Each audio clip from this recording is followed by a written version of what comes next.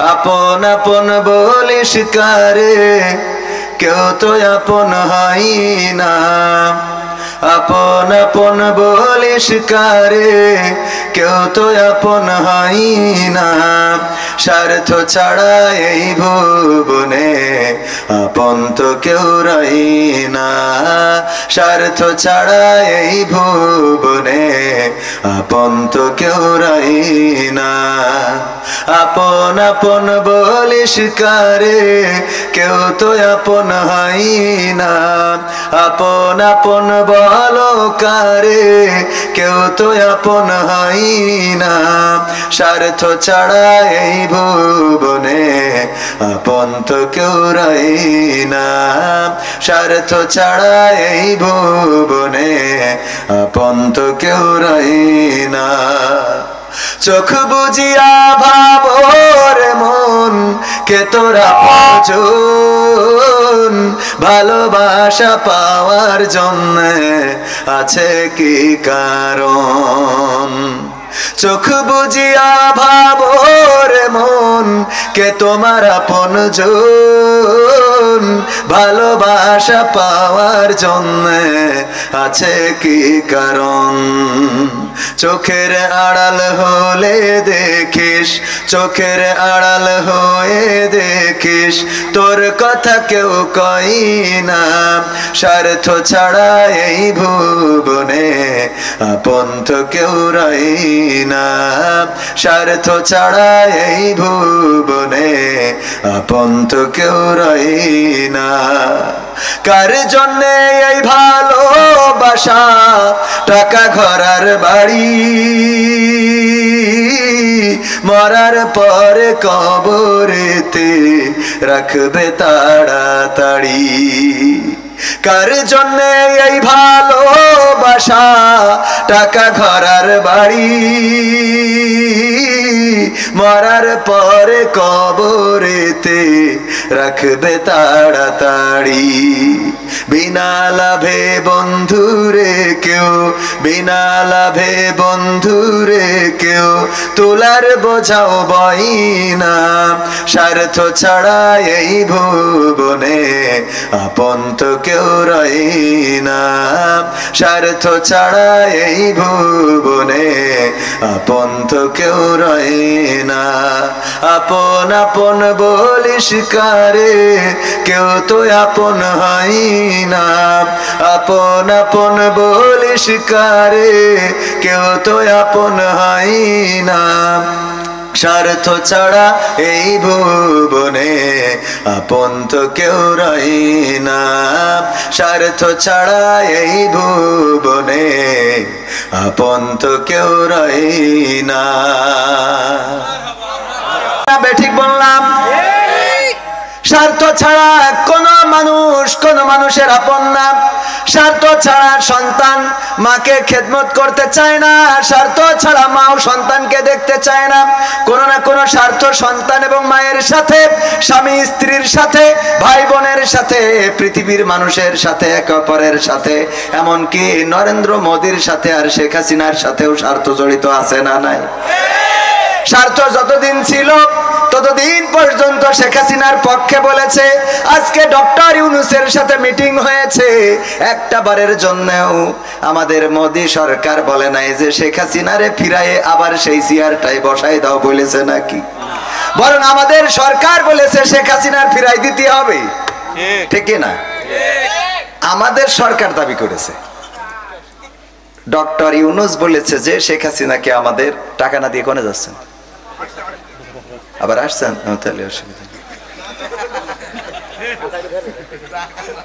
ও আমার ভাইয়েরা, এই জন্য স্বার্থ ছাড়া কবির বিন সামাদ এখানে আসে নাই। স্বার্থ আছে যতক্ষণ কবির বিন সামাদ ওয়াজ করবে ততক্ষণ, স্বার্থ নাই যখন মাইকও বন্ধ হবে তখন। ঠিক না বেঠে? স্বার্থ নিজেরটা না বললে হবে না, মিথ্যা বলা হবে। আমিও স্বার্থ ছাড়া কথা বলি না। যেটা আল্লাহর সাথে বোঝাপড়া সেটা তো আল্লাহর সাথে। নামাজ, রোজা, হজ, যাকাত যেটা আল্লাহর জন্য সেটা আল্লাহর জন্য। কিন্তু ওয়াজটা খুব বেশি আল্লাহর জন্য করা হয় না, টাকার জন্য করা হয়। সত্য? বিশ্বাস হয় আপনাদের? আপনারা বিশ্বাস করলেও সত্য, না করলেও সত্য। ডক্টর ইউনূস সরকার এতদিন পর্যন্ত ক্ষমতায় নরেন্দ্র মোদী কিছুই বলে নাই। এমনকি থাইল্যান্ডে যে বিসুমটেকের মিটিং এ ওখানে একসাথে তাদের মিটিং হবে, দুইজনে দ্বিপাক্ষিক মিটিং, সেটাও করতে রাজি হয় নাই। যখন দেখেছে যে না সবকিছু বাংলাদেশের ফেভারে চলে গেছে, জনগণও এখন ডক্টর ইউনূসের পক্ষে। এই বাংলাদেশে শুধু বাংলাদেশ নয়, গোটা বিশ্বে আন্দোলন হয়েছে কোন সরকার পতনের জন্য। সরকারকে আর চেয়ারে রাখা হবে না, কিন্তু দিন এমন আসতে যাচ্ছে যে বাংলাদেশে ডক্টর ইউনূসকে রাখার জন্য আন্দোলন হবে। ঠিক না ঠিক? এমন ব্যতিক্রম হতে যাচ্ছে এই বাংলাদেশে। অন্যান্য দেশগুলোকে সরকার পতনের আন্দোলন হয়, এমনকি এই বাংলাদেশেও সরকার পতনের জন্য আমার বিএনপির ভাইয়েরা আন্দোলন করেছেন। জামাতে ইসলাম, জাসদ, বাসদ, হেফাজত সবাই রাজপথে নেমেছেন, রক্ত ঝরিয়েছেন, কিন্তু 16টা বছর চেয়ার থেকে টেনে নামাতে পারে নাই। তারপরে ছাত্র আন্দোলন করলো, রক্ত ঝরলো, জীবন গেল। 2000-এর মতো ছাত্র শহীদ হয়ে গেল, 20,000-এর মতো হাত হলো, হাত হারালো, পা হারালো, চোখ হারালো, বিনিময়ে ফ্যাসিস্ট সরকার বিদায় নিল। এইভাবে আন্দোলন করে করে চেয়ার থেকে নামাতে হয়েছে। কিন্তু বর্তমান বাংলাদেশের জনগণ বলতে চায় এটা যে ডক্টর ইউনূসের যদি ক্ষমতায় রাখতে রাজপথে নামা লাগে তাও লাগবে। বলেন ঠিক কিনা? এই জন্য আমার আশফাকুজ্জামান রনি ভাইরা আজ দুদিন আবার নির্বাচনের কথা বলছে না। এই যে এতক্ষণ বক্তৃতা দিলে একবারও কিন্তু ভোটের কথা বলে নাই। আমি শুনছিলাম মনোযোগ সহকারে, দেখি বলে কিনা যে জান্নাতে জাতি হলে ভোট দিতে হবে তাড়াতাড়ি, বলেছে? তার মানে এখন বিষয়টা দাঁড়িয়েছে ভোট চাইলে হবে না, জনগণের পক্ষে থাকার দরকার আছে না নাই? জনগণের পক্ষে যদি না থাকে, ডক্টর ইউনূসের সুদখোর বলেছে, রক্ত চোষা বলেছে, কত কি বলেছে, কিন্তু তারপরেও এখন ডক্টর ইউনূসের পক্ষে মানুষ আছে না নাই? কারণ জনগণের পক্ষে যারা, জনগণও তাদের পক্ষে আছে না নাই? জনগণের পক্ষে যদি থাকে, জনগণের হক যদি আদায় করে দিতে পারে, তবে জনগণ স্বার্থ পাইলে জনগণও এই স্বার্থের কারণে ডক্টর ইউনূসকে চাই। বলেন ঠিক কিনা? আমার গানটা ছিল সেটা, স্বার্থ ছাড়া কেউ কোনো কথা বলতে চায় না। স্বার্থ আছে যতক্ষণ আমার আশফাকুজ্জামান রনি ভাইকে দাওয়াত দিয়েছে, এই এলাকায় জানে তিনি একজন প্রভাবশালী মানুষ, পকেটে টাকা মোটামুটি থাকে, সবসময় ঝাড়া দিলেই কিছু পড়ে।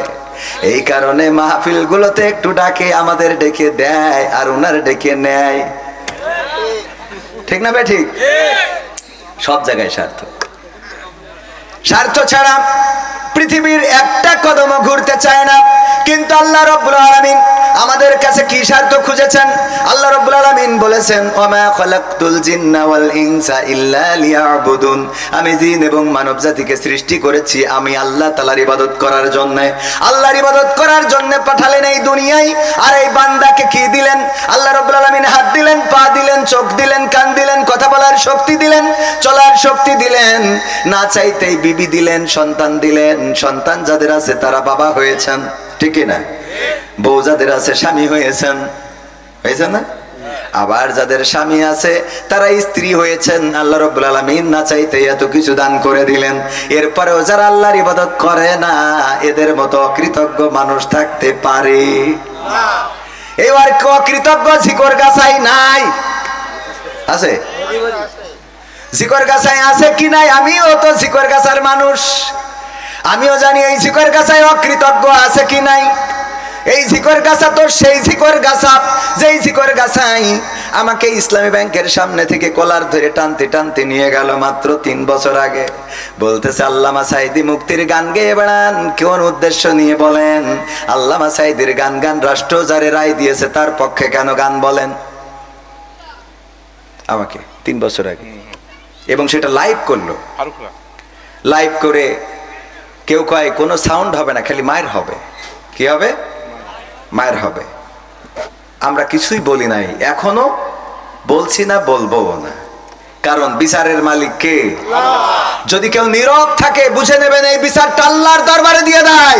এই বিচার করার জন্য আল্লাহই যথেষ্ট। বলেন ঠিক কিনা? যারা ওই দিন উপহাস করেছিল, কবির বিন সামাদ এই ব্যানারে এই নামটা লেখাই নিষিদ্ধ ছিল। একটা টিউবওয়েলের জন্য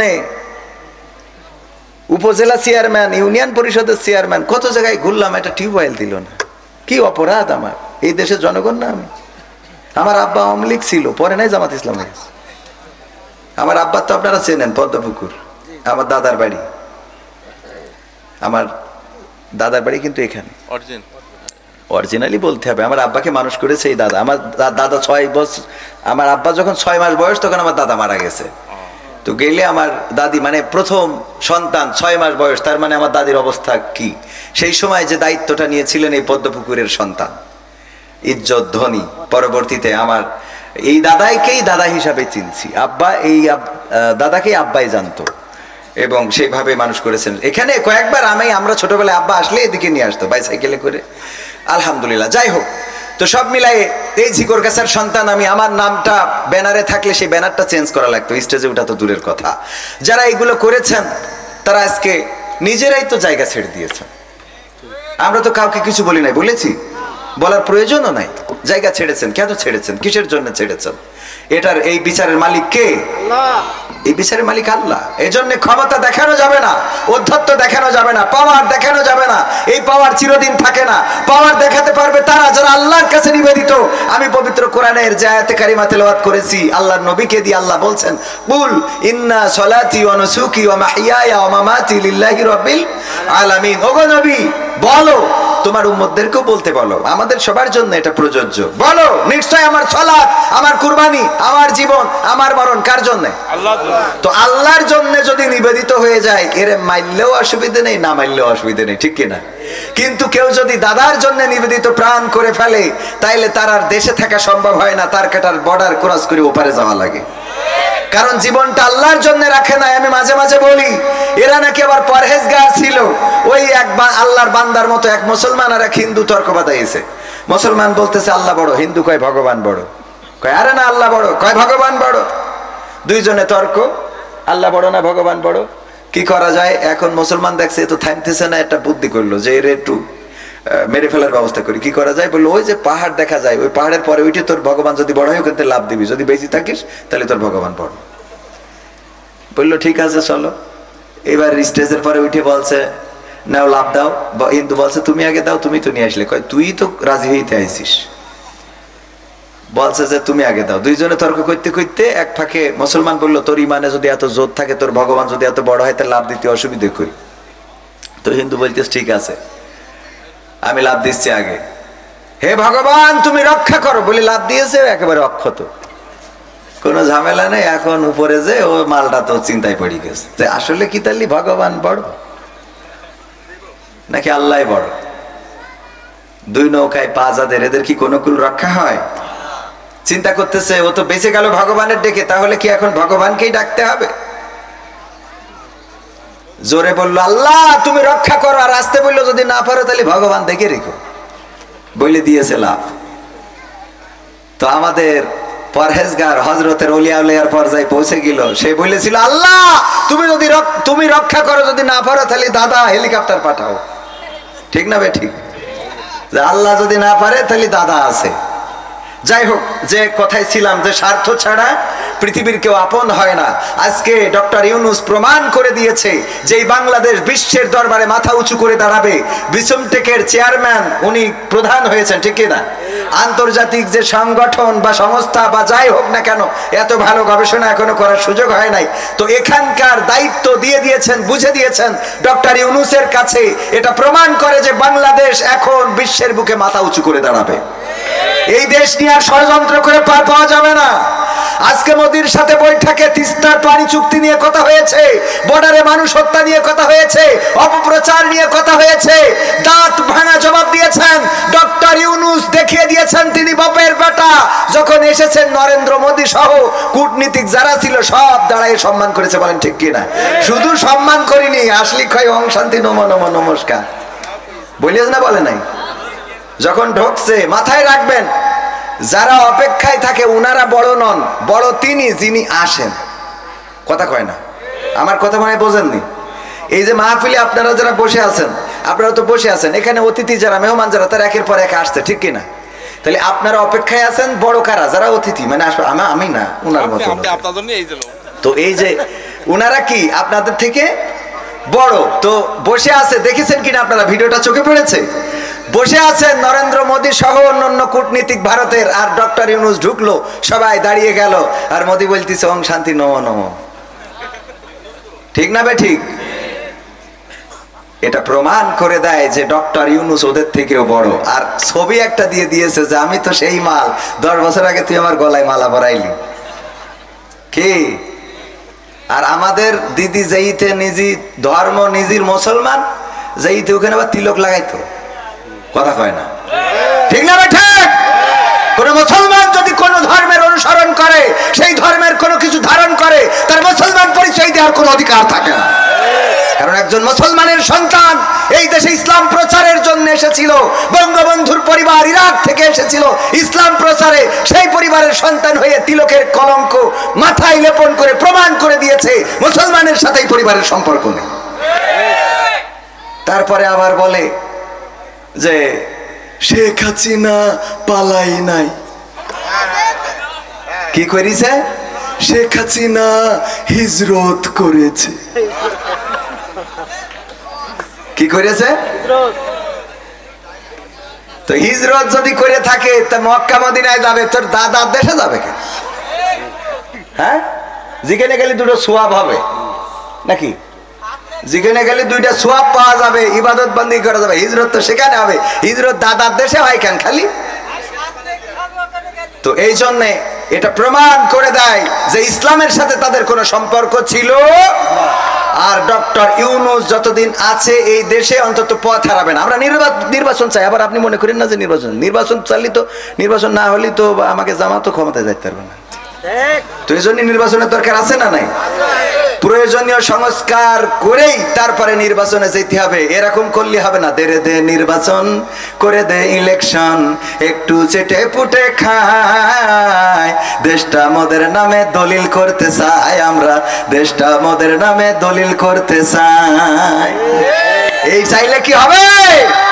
চেটে পুটে খাওয়ার জন্য নির্বাচন হবে না। এবার নির্বাচন জনগণ রায় দেবে। এই দেশের জন্য যারা জীবন বাজি রাখতে পারে, এই দেশের জন্য যারা রাজপথে দাঁড়াতে পারে, এই দেশের জন্য যারা ফাঁসির কাস্টে ঝুলতে পারে, এই দেশের জন্য যারা রক্ত ঝরাতে পারে, তাদেরকে রাষ্ট্রের ক্ষমতায় আনা হবে। বলেন ঠিক কিনা? এরপর আরেকটা স্লোগান উঠেছে, বলবো বলে নিয়ে আলোচনা যায়। সেটা হলো এখন বলতে চাচ্ছে সব দল দেখা শেষ, দাড়ি টুপির বাংলাদেশ। এই জন্য ভাই জানো দাড়ি রেখেছে, আলহামদুলিল্লাহ, রাখেন, রাখলে কাজে লাগবে। টুপিও আছে ভাই। এখন ইসলামের কথা যেভাবে বলে আমার তো মনে আছে জিগর গাছায় আমাদের আর দাওয়াত হবে না। কারণ ভাই বুঝতে পেরেছে যে সব দল দেখা শেষ, কথা কয় না, দাড়ি টুপির বাংলাদেশ। দাড়ি টুপির হাতে দিয়ে দেখতে চাই যে কি স্বাদ। আমরা ইংরেজদের শাসন দেখেছি, প্রায় 200 বছর তারা শাসন করেছে, আমাদের উপরে জুলুম করেছে, নির্যাতন করেছে, নিষ্পেষণ করেছে। তারপরে আমরা পাকিস্তান দেখেছি, আমাদের পাকিস্তানরা 23টা বছর আমাদের উপরে জুলুম করেছে, নির্যাতন করেছে, ধর্ষণ করেছে, গণধর্ষণ করেছে, হত্যা করেছে, লুটতরাজ করেছে, আমাদের উপরে যা মনে চাই তাই করেছে। তারা শান্তি দিতে পারে নাই। এরপরে আমরা 71 দেখলাম, 71 পরবর্তী আজ স্বাধীনতার 53 বছর পার হয়ে গেল। আমরা স্বাধীনতা পরবর্তী, কেউ বলেছে নতুন বাংলা গড়বে, কেউ বলেছে সবুজ বাংলা গড়বে, কেউ বলেছে আলোকিত বাংলা গড়বে, কেউ বলেছে সোনার বাংলা গড়বে, কেউ বলেছে ডিজিটাল বাংলা গড়বে। আর আমার ওবায়দুল কাদের কাকা স্মার্ট বাংলা গড়তেছে, স্টেজই ভেঙে ফেলেছে। ঠিক না ভাই? ঠিক।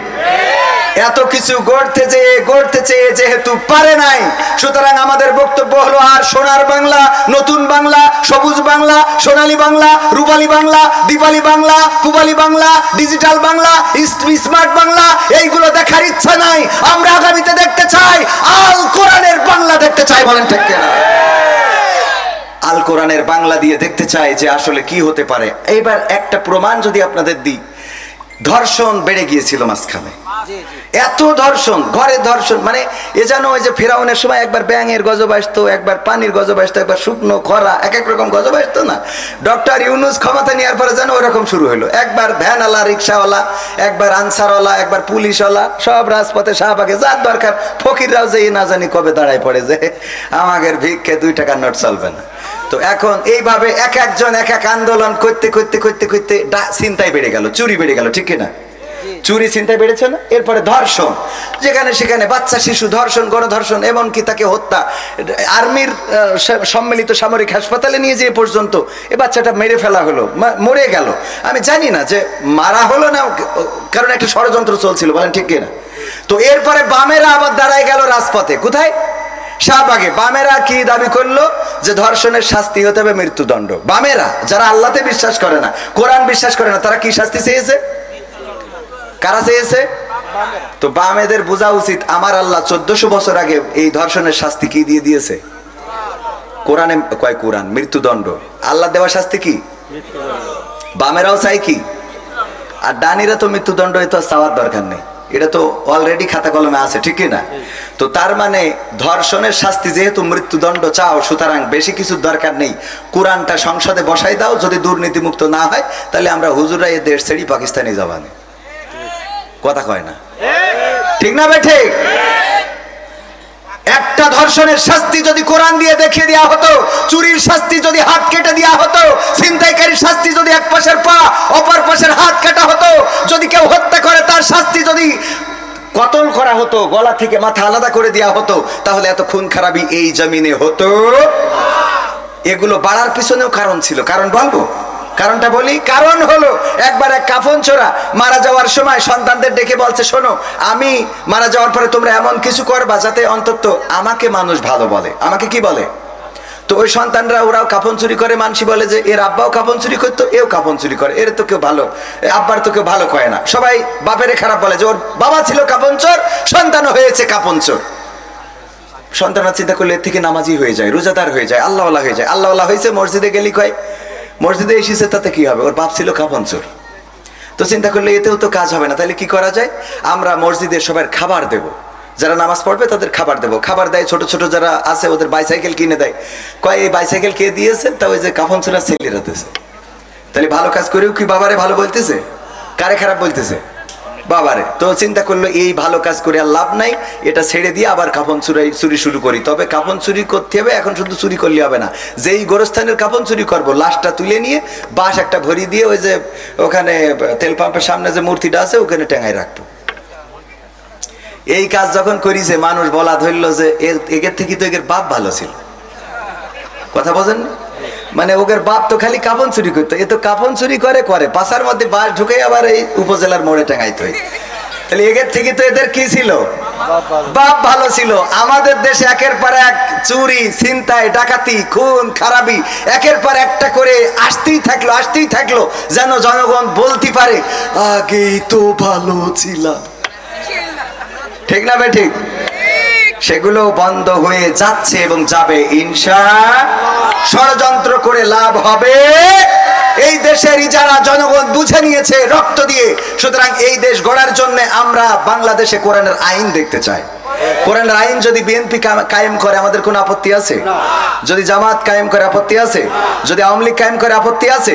কিন্তু জামাত, হেফাজত, হুজুররা যদি কোরআনের বিপক্ষে যায় তাদের বিপক্ষে আমরা দাঁড়াতে রাজি আছি না নাই? আল্লাহ আমাদের সেই তৌফিক দান করুন, বলেন আমিন। আলোচনায় যাব, কথা বেশি বাড়াবো না। আপনারা কি শুনতে রাজি আছেন? শেষ করে যাবেন ইনশাআল্লাহ? কষ্ট হবে আপনার, কিছু কথা না বললে হয় না, না বলে নিলে আবার ভাইও মাইন্ড করবে যে আমি একটু রাজনৈতিক নেতা আছি, আমি রাজনীতির কথা আসলে বলতে চাই না, আমার একটু আমার পক্ষে বললো না। ভাইজান বিএনপি করে, পক্ষে একটু বলার দরকার আছে না নাই? তো ভাইদের ভালো সহি বুঝ দেওয়ার দরকার আছে না নাই? সহি বুঝ ছিল না, উল্টো পাল্টা খালি যে নেই যাচ্ছিল, খালি নির্বাচন করছিল। কিন্তু ডক্টর ইউনূসের হাতকে আগে শক্তিশালী করতে হবে, দেশকে দেখাই দিতে হবে দাদার পক্ষে যে যদি নির্বাচন চাই তাদের ভোট এই বাংলাদেশের জনগণ দেবে না। দাদার ষড়যন্ত্রে এই দেশে কোনো নির্বাচন হবে না। বাংলাদেশের মানুষ দাদার প্রেসক্রিপশনে আর চলবে না। দাদার প্রোডাক্ট যেটা ছিল সেটা ওই দেশে নিয়ে যাওয়া শেষ। এখন যারা আছে তারা দেশ প্রেমিক, দাদার ওকালতি দালালি যারা করবে তারা জামাতের হলেও অন্তত এই দেশে জায়গা হবে না। ভিসা না দিলেও তার কেটার বেড়া পার করবো, কথা কয় না? ভিসা যদি নাও দেয় তাও তার কেটার বেড়া পার করে দেওয়া হবে, কারণ আমাদের বন্ধুত্ব হবে সমানে সমান। তোমরা সীমানায় বর্ডারে মানুষ হত্যা করবা আর আমরা তোমাদের ওই পতাকা বৈঠক করে লাশ নিয়ে আসবো, সেটা হবে না। আমাদের লাশ ফেললে তোমাদেরও লাশ পড়বে। ওরা লাশ মারতে এখন আর আমাদের তা না মেরে, সেদিন পত্রিকায় দেখলাম ওগের তা নিজের একটা মেরে বসে রয়েছে, দেখেছেন আপনি? বাংলাদেশে মনে করি গুলি করে মেরি দেখে না আমাদের তা। কারণ এখন তো বাংলাদেশিরা বুঝে গেছে আর দরকার নেই। দাদা আমাদের সরকার যেহেতু সব দ্রব্য মূল্যের দাম কম রেখেছে, রোজার মাসে কি কারেন্ট গেছে? সাহারির সময় কারেন্ট পাইছেন না? ইফতারিতে পাইছেন কিনা? আলহামদুলিল্লাহ, দেশ এভাবে এগিয়ে যাবে, এগিয়ে যেতে হবে। যেখানে অন্যায় সেখানে প্রতিবাদ প্রতিরোধ আমাদেরই করতে হবে। এই দেশ আমাদের করতে হবে, আর চুপ থাকা যাবে না। আমার ছাত্ররা যদি রক্ত দিতে পারে, অনেক মায়েরা এখনো কাঁদে, একটাই মাত্র সন্তান ছিল, সেটাই রাজপথে রক্ত দিয়েছে। তো আমাদের এই রক্ত দিলে কোনো আর অসুবিধা আছে? বিনিময়ে আমরা স্বাধীনতা পেয়েছি, দেশ পেয়েছি, যেই দেশে কথা বলার অধিকার পেয়েছি, সেই দেশকে রক্ষা করার দায়িত্ব আমাদের। আল্লাহ আমাদের সেই তৌফিক দান করুন, বলেন আমিন। আমি যেহেতু প্রধান আকর্ষণ, ওয়াজ আজকে না করলে হবে। প্রধান আলোচক হযরত মাওলানা আবুজার গিফারি ভাই, উনি তো দারুণ ওয়াজ করেছেন আলহামদুলিল্লাহ। আমার ঝামেলাটা হলো যে আমি দ্বিতীয় বক্তা হইলে আমার কালেকশন করা লাগে, আবার প্রধান বক্তা হইলে কয় আমাদের এখানে প্রধান বক্তার কালেকশন করা লাগে। মানে আমি ওয়াজ করতে যেয়ে যে কত অভিজ্ঞতার মধ্যে পড়েছিস তা সে বলে বোঝানো যাবে না। পাবনায় গেলাম, আমি মনে করি পাবনার লোক একটু বোঝে কম। ও মা না, ওরা হইলো অন্য দেশের পাগল নিয়ে যে ভালুকের বাড়ি পাঠাই দেয়। আমার দাওয়াত দিয়েছে, আমি বললাম যে যাই করেন তাই করেন, আমার কিন্তু 10টা স্টেজ দেবেন, আমি 12টার মধ্যে শেষ করবো। বলছে হুজুর আসেন, অসুবিধা নেই। যাওয়ার পরে এবার আমার 12টার সময় তুলি বলছেন নেন এবার কটায় শেষ করবেন করেন। 12টার মধ্যে সেরকম আমি বলেছি যে 10টায় উঠালেই 12টায়, যদি 10:30টায় উঠান তাও 12টায়, 11টায় উঠাইলেও 12টায়, যদি 11:30টায় উঠান তাও 12টায়। আমার 12টার পরে উঠাই দেখি হুজুর কটায় উঠান, কটায় শেষ করেন। বুদ্ধি আছে না নাই? তো এই যে এই জাতীয় কোনো জায়গায় গেলে কয় ভাই এখানে বিশেষ বক্তা কালেকশন করে, আমি যদি বিশেষ বক্তা হই, আর যদি প্রধান বক্তা হই কয় ভাই প্রধান বক্তা কালেকশন করে। আমার ভাইজান যিনি আসছেন আবুজার গিফারি ভাই, উনি ছিলেন প্রধান আলোচক, উনি একটু এই কাজটা করে দিয়ে গেলে লাস্টে যারে উঠানো হয় তারে দিয়ে কালেকশন করাইতে হয় না, কারণ তারে দিয়ে কালেকশন করাইলে লোকজন ঠাস করে উঠে চলে যায়। এটা মানেন আর না মানেন, অভিজ্ঞতার আলোকে বলতেছি। আমি বিশেষ বক্তা আমারে করে দিতেন, আমি এসে 8টার সময় থেকে 10টা পর্যন্ত ওয়াজ করি, কালেকশন করি, টাকা তুলে আপনাদের দিয়ে আমারটা নিয়ে বাড়ি চলে যেত। মানে এখানে তো অন্য জায়গায় আমি অগ্রিম কমপ্লিট বুঝে নিয়ে তারপরে যাই, এখানে বাড়ির কাছে তো এই জন্য করি না। খুব খারাপ অবস্থা যাচ্ছে, দাদা বাড়ি তো একটু বেশি করে দেবেন, আল্লাহ কবুল করুন, বলেন আমিন। তো যাই হোক, আমার মতো এত সরল সোজা, এত সোজা সাপটা কথা কেউ বলবে না। এত সোজা সাপটা কথা বলার জন্য বুকির জজবা থাকা লাগবে। আমি করি অন্যায়, এমনি পাপের সীমা নেই, তারপরে যদি মিছে কথা বলি, অনেকেই স্ট্যাটাস দেয় আমি কোরআনের দাওয়াত নিয়ে আজকে চললাম রাজশাহী। তো তোর দাওয়াত টাকা না দিলে তুই রাজশাহী তো তোর জীবনে জাতি দেখিনি। রাজশাহী কি তুই তো আমাকে ছুটি পুরো আসিস না, কথা কয় না। ও কোরআনের দাওয়াত নিয়ে চলে যাচ্ছে রাজশাহী, টাকা না দিলি তো আসে না, বলেন ঠিক না ভাই? ঠিক। তো যাই হোক, আজকের এই মাহফিল কিসের উদ্যোগে? 12তম বাৎসরিক তাফসীরুল কোরআন মাহফিল পদ্মপুকুর দারুস সালাম কুরআনিয়া হাফিজিয়া ও এতিমখানার উদ্যোগে। এই মাহফিলের শ্রদ্ধাভাজন সভাপতি রয়েছেন জনাব মোহাম্মদ আব্দুল আজিজ খোকন সাহেব, যিনি সভাপতি পদ্মপুকুর দক্ষিণপাড়া জামে মসজিদ, এবং আজকের প্রধান অতিথি হিসেবে রয়েছেন আমার পাশে জনাব শ্রদ্ধাভাজন বড় ভাই মোহাম্মদ আশফাকুজ্জামান খান রনি। এছাড়া আলোচনা করেছেন হযরত মাওলানা আবুজার গিফারি, আলোচনা করেছেন অত্র অঞ্চলের আরও অন্যান্য উলামায়ে কেরাম। পরিচালনায় রয়েছেন মোহাম্মদ আব্দুর রহমান, যিনি পরিচালক রাজাতুল জান্নাত মহিলা মাদ্রাসা। এছাড়া আমার সামনে উপবিষ্ট দিনদার ইমানদার মুসলমান ভাই বাবাজিরা, পর্দার অন্তরালে আমার মা এবং বোনেরা, সবাইকে অন্তরস্থল থেকে আনুষ্ঠানিকভাবে সালাম জানাচ্ছি, আসসালামু আলাইকুম ওয়া রাহমাতুল্লাহ। আল্লাহর শুকরিয়া আদায় করছি যে মহান রব দয়া করে মায়া করে আমাদেরকে মানুষ হিসাবে সৃষ্টি করেছেন, আজকের এই পরিবেশে আসার বসার তৌফিক দান করেছেন। যেই সময় পদ্মপুকুর হাসপাতালে অনেকেই আছে মৃত্যু যন্ত্রণায় কাতরাচ্ছে, এখানে না থাকলেও সদরে আছে, যে আল্লাহ এতগুলো মুসিবত থেকে মুক্ত রেখে এখানে এসে বসার তৌফিক দান করেছেন, সেই রবের শুকরিয়া আদায় করে সবাই পড়ছি আলহামদুলিল্লাহ। আল্লাহর শুকরিয়া আদায় করলে আল্লাহ রাব্বুল আলামিন নিয়ামত বাড়িয়ে দেন, বলেন সুবহানাল্লাহ। যদি কেউ একবার সুবহানাল্লাহ বলেন, বুখারী শরীফের হাদিস হলো যে আল্লাহ রাব্বুল আলামিন এই জমিনের যত খালি জায়গা আছে সমপরিমাণ সওয়াব তার আমলনামায় দিয়ে দেন, বলেন সুবহানাল্লাহ। সুবহানাল্লাহ বললে কোনো অসুবিধা নাই, সুবহানাল্লাহ, আলহামদুলিল্লাহ, লা ইলাহা ইল্লাল্লাহ, আল্লাহু আকবার, যদি কেউ একবার এই 4টা কালিমা পড়ে আল্লাহ রাব্বুল আলামিন তার জন্য জান্নাতে একটা বীজ বপন করে দেন, যেটার চারা হয় এবং পরকালে ওই জান্নাতের গাছের ছায়া তলে সেই স্থান পাবে। আল্লাহ নবী সাল্লাল্লাহু আলাইহি সাল্লাম বর্ণিত হাদিস। সম্মানিত ভাইয়েরা, এই জন্য আল্লাহ রাব্বুল আলামিনের জিকির করা, তার তাসবিহ জপা, আমরা এগুলো না জপে এখন তো অনেকেই অনেক রকম জিকির বানাই নিয়েছি, কেউ হ্যাঁ হ্যাঁ করে, কেউ এই করে তাই করে, কত রকম জিকির। জিকির শয়তান ফেল মেরে জিকির মানে ভয় পেয়ে গেছে যে এটা কি, এই জিকির আছে না নাই? শয়তান কয় তোরা থাক বাংলাদেশে, আমি চলে গেলাম, কারণ আমার আর এখানে কোনো ডিউটি নেই। তোরা যা করছিস তাতে আমার আর কোনো ডিউটি আছে না নাই? এরকম। এরপরে আমি একটা জিনিস সেদিনও আলোচনায় বললাম, আমার একটা বিষয় মনে হতো যে শয়তান কি আসলে রোজার মাসে কি বাইন্দে রাখে, মানে ওর কি শৃঙ্খলিত করা হয়? তো আমি ঈদের দিন প্রমাণ পাইছি যে আসলেই ওর বেঁধে রাখা হয়, ওর ঈদের দিন ছেড়ে দেওয়া হয়। কারণ ঈদের দিন আমি যা উদো চ্যাংড়াতে যা দেখলাম আর মহিলাদের মেয়েদের যা দেখলাম, তাতে আমার বোঝা শেষ যে ঠিকই শয়তানা ছেড়ে দিয়েছে। ও একদম এসে গ্যাটিস মেরি গিয়ার দিয়ে সব রাস্তায় নামাইতেছে। ঠিক না বে ঠিক? গদখালি আমি যাওয়ালো, আমি ওই দিন আবার আরেক জায়গায় দাওয়াত ছিল, জন খাটতে গেছিল দুইটা, ওই দিন আবার দুইটা প্রোগ্রাম ছিল। যাই হোক, প্রোগ্রাম ছিল, চলে গেছিলাম ঈদের দিন। তো সব মিলাই এই যে অবস্থাগুলো দেখেছেন না, আর মা বোনদের ধৈর্য আছে। আমি ধৈর্য পাইছি শয়তানের ধৈর্যের উপরে ধৈর্য আমি কারো দেখি নাই। আপনাদের মনে হয় আল্লাহ বলেছে কি, ইন্নাল্লাহা মাআস সাবিরিন, আল্লাহ ধৈর্যশীলকে পছন্দ করে, এবং সেই ধৈর্যশীল শয়তানের উপরে আমি একটাও পাই নাই। কারণ এই শয়তান দেখেন, আশফাকুজ্জামান খান রনি ভাই এখন নামাজ রোজা করে, আল্লাহ লাগিরি করতেছে। এই জন্যই শয়তান কোনোদিন মনে করবে না যে ও যেহেতু বিএনপি করতে এখন জামাত মার্কা হিগে যা করার আমি ধোকা দেবো। কথার কথা, মানে আল্লাহর রাস্তায় যে চলেন, আল্লাহর রাস্তায় যে চলেন, টুপি দিয়ে দাড়ি দিয়ে চলছেন, শয়তান এটা মনে করে না যে যেহেতু সে নামাজি হয়ে গেছে তাহলে ওর আর ধোকা দেব না, এটা মনে করে? কথা কয় না। শয়তান কি এটা মনে করে? একজন নামাজি যখন মসজিদে যায়, নামাজি হয়ে গেছে, শয়তান কি মনে করে ও নামাজ পড়ে আর ওর ধোকা দেব না? বরং শয়তান ওর পিছনেই লেগে থাকে মৃত্যুর আগ পর্যন্ত। যখন সে মারা যাবে তখনও তার পিছনে লেগে থাকে যে কি করে ওর ওই জায়গা থেকে ফিরিয়ে আনা যায়। ঠিক না বে ঠিক? হ্যাঁ। এরপরে দেখেন, মা বোনদের কথা বলছিলাম। আমার মা বোনেরা এই ঈদের দিন বেরোলো, মাথার মধ্যে যে কটা সিফটি আর পেরেক মারা, এত পেরেক মারার ধৈর্য পুরুষদের আছে বলে আমার মনে হয় না। বলেন, বরং পুরুষরা কি খোঁজে, একটা গোল গলা গেঞ্জি ঠাস করে গলায় পরাই দেবে, বুতাম লাগানোরও টাইম নেই। বুতাম যেন না লাগানো লাগে, আর বুতাম যদি থাকে তাও খুলে থুয়ে দেবে, এর দুটো লাগাই দিয়ে যায়, এগুলো খোলা। কলারটা ভাঁজ দিয়ে সুন্দর করে রাখবে, তাও টাইম নেই যুবকদের। কথা কয় না। আর মা বোনেরা সিফটি পিন তো সিফটি পিন এগুলো লাগাইছে, উন্নাটা ভালো উন্না ভাঁজ করে করে 4 তালা বানাইছে, 7 তালা বানাই। তারপরে যে লিপস্টিকের বাইরে দিয়ে আবার তার কাটার বর্ডার এমনি দিয়ে চিকন করি, এত কায়দা করি, ও তো দ্বিতীয়ত একটা ধৈর্যের দরকার আছে। বলেন, এরপরে কি করে? তারপরে যে পোশাক আশাক মেকআপ করিয়েছে সুন্দর করে সাদা করি, তারপরে আবার একটু লাল মেরি দেশ। বলছেন যে হুজুর আপনি এত খেয়াল করে দেখেন, বাবারে চোখের সামনে তো পড়ে। ধৈর্য আছে না নাই? তো শয়তান ছেড়ে দিয়া রোজার মাস চলে গেল, আত্মসংযমের মাস। এত আত্মসংযম করলাম যে আমরা ডিজে পার্টি বাজাই, ডিজের বড় বড় পিকআপ গুলোতে স্পিকার ভাড়া করে নিয়ে সেখানে আমার যুবকেরা, তরুণেরা, কিশোরেরা এত নাচানাচি করছে, গাড়ি থেকে পড়ে যাচ্ছে, মারা যাচ্ছে, হাসপাতালে যাচ্ছে। অন্য অন্য ধর্মাবলম্বীরা চিন্তা করতেছে এইরাম ঈদ না আসাই ভালো। কথা কয় না। এটা কি মুসলমানের অনুষ্ঠান হচ্ছে? এদের জন্য আমাদের প্রতিরোধ করার মতো মানুষ আছে? এই সমাজে প্রতিরোধ করার মতো কোনো মানুষ দেখি না।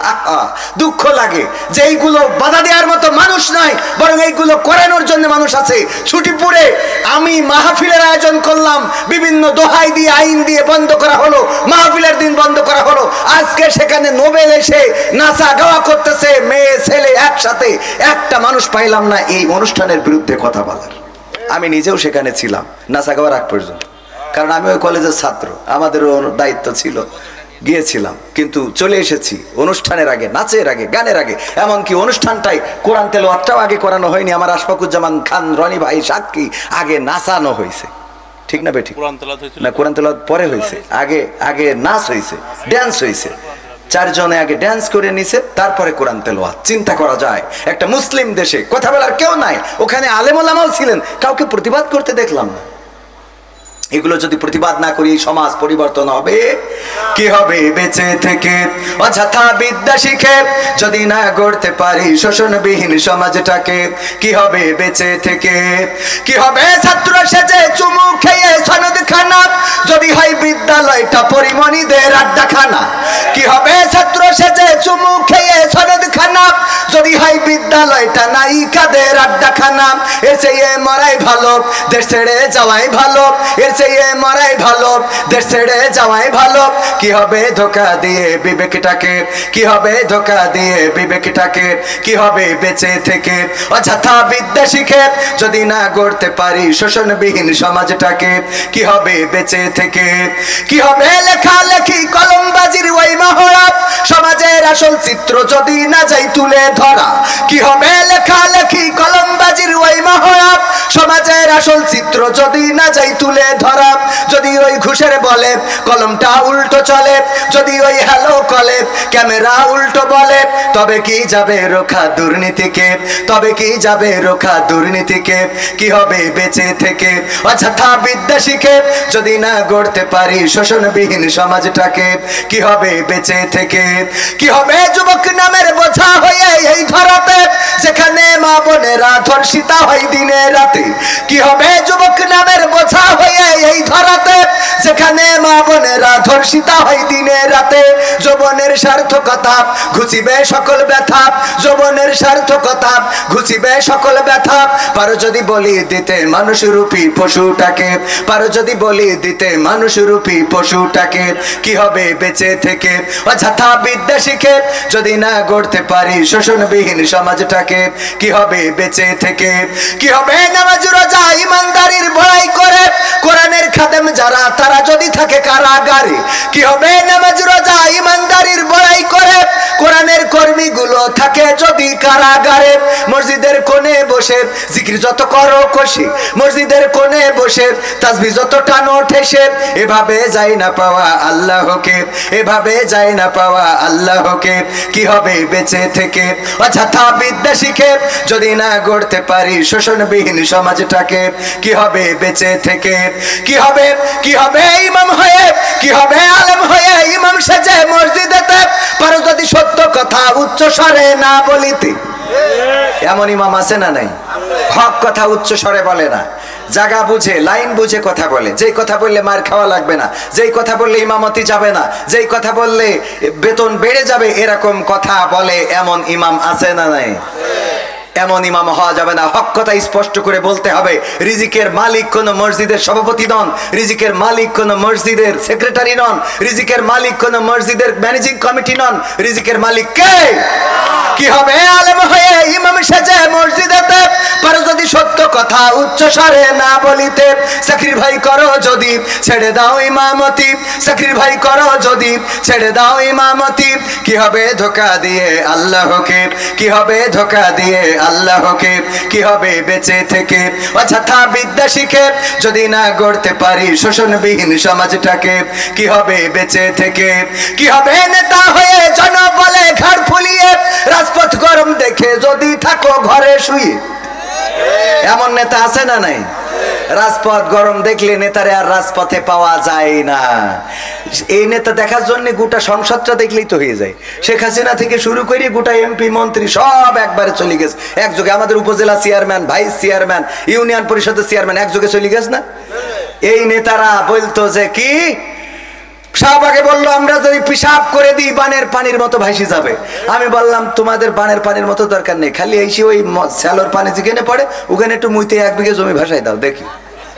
ঠিক না বে ঠিক? লিকচার ক্ষমতা থাকলে লিকচার বড় বড় দেয়া যায়। রাজপথে দাঁড়ানোর মতো বড় দুঃখ হয় যে শেখ হাসিনা 16টা বছর যেসব গোলামদেরকে কুকুরদেরকে পালন করেছে, একটা কুকুরও রাজপথে নামে নাই। বলেন ঠিক কিনা? আবার তারাই আমাদেরকে দেখলে ঘেউ ঘেউ শুরু করে দিত। আমাদেরকে দেখার পরে 71-এর রাজাকার, এই মুহূর্তে বাংলা ছাড়। আমরা রাজাকার নই, বাংলাদেশের পাসপোর্ট নিয়ে এখানে বসবাস করি। দাদাদের রাজাকার যারা তারাই আমাদেরকে রাজাকার বলে থাকে। রাজাকার কারা তারা প্রমাণ করে দিয়েছে এই দেশ থেকে ওপারে যে। ঠিক না বে ঠিক? এই দেশ যাদের, তারা এই দেশে থাকবে না। জেলে যাক, ফাঁসি হোক, ফাঁসির কাস্টে ওনার নেত্রী বেগম খালেদা জিয়া শত জুলুম সহ্য করেছেন এই দেশে। ঠিক কিনা? আর আমাদের নেতারা তো ডাইরেক্ট জুলুম সহ্য করে একেবারে ফাঁসির কাস্টে ঝুলে ওপারে চলে গেছে। ঠিক না বেঠে? ক্ষমতায় কেউ স্থায়ী হয় না, হোক না সে হাসিনা কি বারে না, সে আরটা চিরকাল থাকে না। ক্ষমতায় কেউ স্থায়ী হয় না, মুজিবুর বেশি দিন থাকেনি, জিয়াউর কেউ তো রাখেনি। মুজিবুর বেশি দিন থাকেনি, জিয়াউর কেউ তো রাখেনি, এরশাদ চলে গেছে পৃথিবী ছেড়ে, এরশাদ চলে গেছে পৃথিবী ছেড়ে, কেউ আজ তার কথা কয় না, ক্ষমতায় কেউ স্থায়ী হয় না। হাসিনা ক্ষমতা ধরে রাখতে আয়না ঘর বানিয়েছিল, জনগণের রোশানলে দাদার দেশে পালিয়ে গেল। হাসিনা ক্ষমতা ধরে রাখতে আয়না ঘর বানিয়েছিল, জনগণের রোশানলে দাদার দেশে পালিয়ে গেল। ডিবি হারুনের পাশে আর, ডিবি হারুনের পাশে আর পরিমণিদের দেখা যায় না, ক্ষমতায় কেউ স্থায়ী হয় না। হোক না সে হাসিনা কিবারে না, সে আরটা চিরকাল থাকে না। ঠিক না বেঠে? এই চেয়ার চিরকাল থাকবে না, চেয়ার ছাড়াই লাগবে। ক্ষমতার চেয়ারে যেই বসুক না কেন, আমার আগে আলোচনা করেছেন আশফাকুজ্জামান খান রনি, তার আগে আলোচনা করেছেন আমাদের আবুজার গিফারি ভাই, এমনি ভাবে ইতিপূর্বে আরো অনেকেই আলোচনা করেছেন। আগামী বছর আবার এই মাহফিল হবে, নতুন নতুন বক্তা আসবে। 12টা বছর ধরে এই মাহফিলটা চলে। এই 12 বছরের মধ্যে প্রথম বছর যেই শ্রোতাগুলো ছিল তাদের মধ্যে অনেকে এখন কবর দেশে আছে না নাই? আবার আজকে যারা আমরা এখানে এসেছি, আমরা একটা বছর পরে আবার এই মাহফিলে আসতে পারবো, তার কোনো নিশ্চয়তা। রমাদানের রোজা চলে গেল, যারা রোজা রাখেন নাই চিন্তা করেছিলেন আগামী বছর রাখবেন, অনেকেই চিন্তা করেছে আগামী বছর আর রোজা ছাড়বো না। এই রমাদানের রোজাতে যারা রোজা রাখে নাই, ওগো আমার ভাইয়েরা, আগামী বছর আবার রমাদানের রোজা পাবে, এর কোনো নিশ্চয়তা আছে নাকি? মাঝে মাঝে মনে হয় মানুষ কেন বোঝে না, আল্লাহ রাব্বুল আলামিন এই রমাদানের রোজাকে ফরজ করে দিয়েছিলেন আমাদের উপরে। আল্লাহ পবিত্র কোরআনের সূরা বাকারার 183 নম্বর আয়াতে বলেছেন, ইয়া আইয়ুহাল্লাযীনা আমানু কুতিবা আলাইকুমুস সিয়াম কামা কুতিবা আলাল্লাযীনা মিন ক্বাবলিকুম লাআল্লাকুম তাত্তাকুন। ওগো ঈমানদারেরা, তোমাদের উপরে রমাদানের রোজাকে ফরজ করে দেয়া হলো যেমন ফরজ করা হয়েছিল তোমাদের পূর্ববর্তীগণের উপরে, যাতে করে তোমরা তাকওয়ার অধিকারী হতে পারো। আমরা সেই রমাদানের রোজা পালন করলাম না, এমন অনেক মানুষ আছে না নাই? আবার যারা রোজা পালন করেছে, তারাবি পড়েছে, লাইলাতুল কিয়াম করেছে, ইফতার করেছে, সাহরি খেয়েছে, শাওয়ালের চাঁদ উদয় হয়েছে, ঈদের নামাজ পড়ে জোহরের ওয়াক্তে আর মসজিদে পাওয়া যায় নাই, এমন আছে না নাই? আপনাদের এলাকায় আছে? আমার আব্বা উদাহরণ দিতেন, আমিও মাঝে মাঝে বলি, ঈদের নামাজ পড়ে বাড়িতে আসলাম, স্ত্রীকে খুঁজে পাওয়া যাচ্ছে না, স্ত্রীকে খুঁজে পাওয়া যায় না, কোথায় গেল? সন্তান কান্নাকাটি করে, আব্বা মাকে তো পায় না। আমি বললাম খুঁজে দেখো উত্তর পাড়া, দক্ষিণ পাড়া, আমি যাই পূর্ব পাড়ার পশ্চিম পাড়া, খুঁজে দেখলাম কোথাও নাই। সন্তান এসে বললো, বাবা কোথাও পাওয়া গেল না। আমি বললাম অসুবিধা নাই, আমি তো আছি, তোমারে যাই হোক করে কষ্ট মষ্ট করে রান্না বান্না করে খাওয়াবো। 11টা মাস কষ্ট করে রান্না করে খাওয়ালাম। যখন রোজার চাঁদ উঠেছে, স্ত্রী পিছন দিকে এসে সালাম দিচ্ছে, আসসালামু আলাইকুম ইয়া স্বামী। আমি বললাম কে তুমি? বলতেছে আমি তোমার স্ত্রী। তোমার কি মনে নাই কে তুমি? আমার স্ত্রী কোনতে আসলে কেন? আমি তোমার ওই যে গতবার রমাদানের সময় তোমার সাহরির ভাত, পান্তা ভাত গরম করে দিছিলাম, তোমার ইফতারির সময় পাখা দিয়ে বাতাস করে দিছিলাম, তোমার সাহরির সময় ডেকে দিয়েছিলাম, তোমার তারাবির সময় পাঞ্জাবিটা আগিয়ে দিয়েছিলাম, তুমি যখন শুয়েছিলে কপাল টিপে দিয়েছিলাম। গোটা রমাদানের রোজায় আমি তোমারে খেদমত করেছিলাম। তারপরে কি হয়েছিল? যেদিন ঈদের চাঁদ উদয় হলো, ওই দিন আমি চলে গিয়েছিলাম মকসেদের সাথে। তারপরে চলে গেলাম শেখ হাসিনার বাসায়, ওখানে কয়েকদিন থেকে চলে গেলাম ওবায়দুল কাদেরের কাছে, সেখান থেকে আবার ফখরুল ইসলাম আলমগীর, তারপরে আবার জামাত আমিরের বাসায়, তারপরে গেলাম এমনি সামনে ঘুরে গোটা বাংলাদেশ মেরে। হঠাৎ করে যখন ঈদের রোজার চাঁদ উদয় হয়েছে, মনে পড়লো আমার স্বামীর সেহরি রান্না করে দিতে হবে, তারাবির সময় পাঞ্জাবিটা আগিয়ে দিতে হবে, ইফতারের সময় বাতাস করে দিতে হবে। এই কথা মনে করে এই রমাদানের চাঁদ উঠেছে, আমি আবার তোমার খেদমত করার জন্য আসিছি। আমার সন্তানকে বললাম, খোকা তোর মারে আমি কি করব? আমার সন্তান বলছে, আব্বা যাই করো তাই করো, এই মার কিন্তু আর ঘরে তোলা হবে। কথা কয় না। একটা মাস আপনি তারাবি পড়লেন, সাহরি করলেন, রোজা রাখলেন, ইফতার করলেন, নামাজ পড়লেন, শাওয়ালের চাঁদ উদয় হয়ে গেল, আর আপনি দুনিয়ার কাজে মত্ত হয়ে পড়লেন, এই দল সেই দল, ওই দল এই দল করে বেড়ালেন, মসজিদে খবর পাওয়া গেল না, ভালো কাজের সাথে পাওয়া গেল না, আপনাকে আর আল্লাহর পথে পাওয়া গেল না, আর মসজিদে সিজদা দিতে পাওয়া গেল না, আর দান সদকায় পাওয়া গেল না। 11টা মাস পরে আবার যখন রমাদানের চাঁদ উদয় হলো, আর মসজিদে যেয়ে সামনের কাতারে বসে বলেন ইমামের তারাবির টাকা কিন্তু গত বছরের থেকে বেশি দিতে হবে। আছে না নাই? সামনে দাঁড়ায় 11 মাস ধরে ওর খবর নেই। ওই দিন যেই সামনে যায় নামাজ পড়তে বলে ইমামের কিন্তু অনেক আমরা কষ্ট দিই, সে অনেক কষ্ট করে, তাকে গত বছরের থেকে তারাবির টাকা বেশি দিতে হবে। এরম আল্লাহওয়ালা আছে না নাই? যারা 11টা মাস এমন ভাবে আল্লাহকে আল্লাহর ইবাদত করে না, 11টা মাস পরে যে ঢোকে একবার দুইবার তিনবার চারবার, আল্লাহ রাব্বুল আলামিন একবার দুইবার তিনবার ক্ষমা করবেন, চতুর্থবারে আর ক্ষমা করতে নাও। ফেরেশতাদের যদি বলেন ওগো ফেরেশতারা বলে দেখি এই লোকটা প্রতিটা বছর রমজান মাসে আসে আমার ইবাদত করে, তারপরে আবার শাওয়ালের চাঁদ উঠলে চলে যায় আর আমার ইবাদত করে না, কি করব? ফেরেশতারাই বলবে আল্লাহ এর আর তোমার ঘরে আর তোলা যাবে? ওই যে সন্তান যেমন বলে যে আব্বা এই মার কিন্তু আর নেওয়া যাবে, এটা তো কমন সেন্স দিয়ে বোঝার বিষয়, ঠিক কিনা? আপনি বারবার আল্লাহর সাথে উপহাস করবেন, আল্লাহর সাথে প্রতারণা করবেন, এটা করা যাবে? সমাধান খুঁজে খুঁজে ক্লান্ত হয়েছো যারা, সমাধান যদি পেতে চাও সব পথে গিয়ে ভুলে কোরআন দেখো খুলে, সমাধান যদি নিতে চাও সমস্যা যত সব দূর করে দিবে রব, সমস্যা যত সব দূর করে দিবে রব, যদি তুমি যাও চেয়ে যাও সমাধান।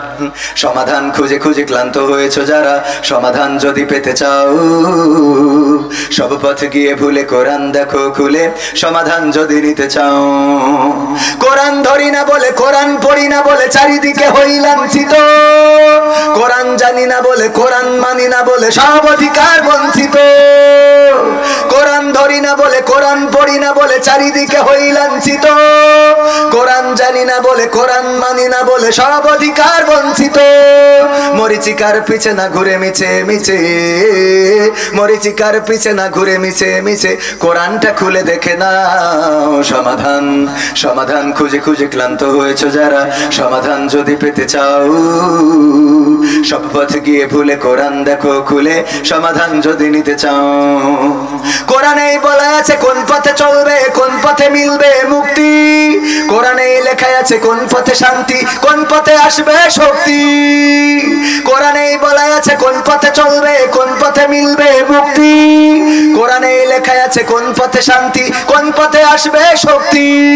আলে আর আলোয়ে প্রতারিত না হয়ে, আলে আর আলোয়ে প্রতারিত না হয়ে কোরআনটা খুলে দেখে নাও সমাধান।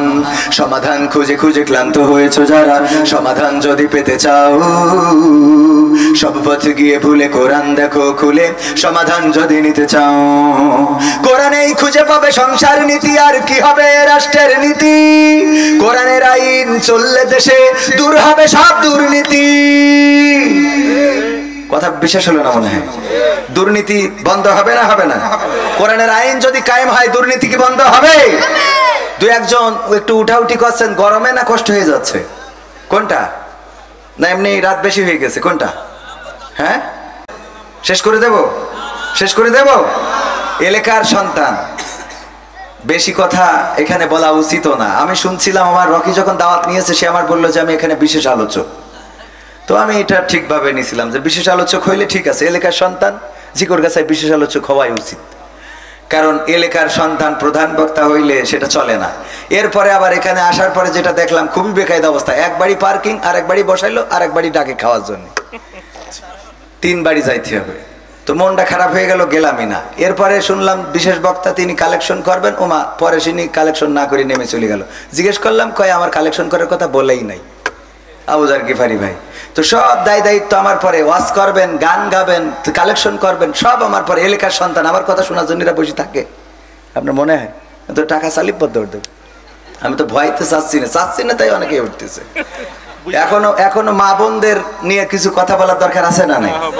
মা বোনদের কিছু নসিহা করা দরকার। মা বোনেরা অধিকাংশ জাহান্নামী।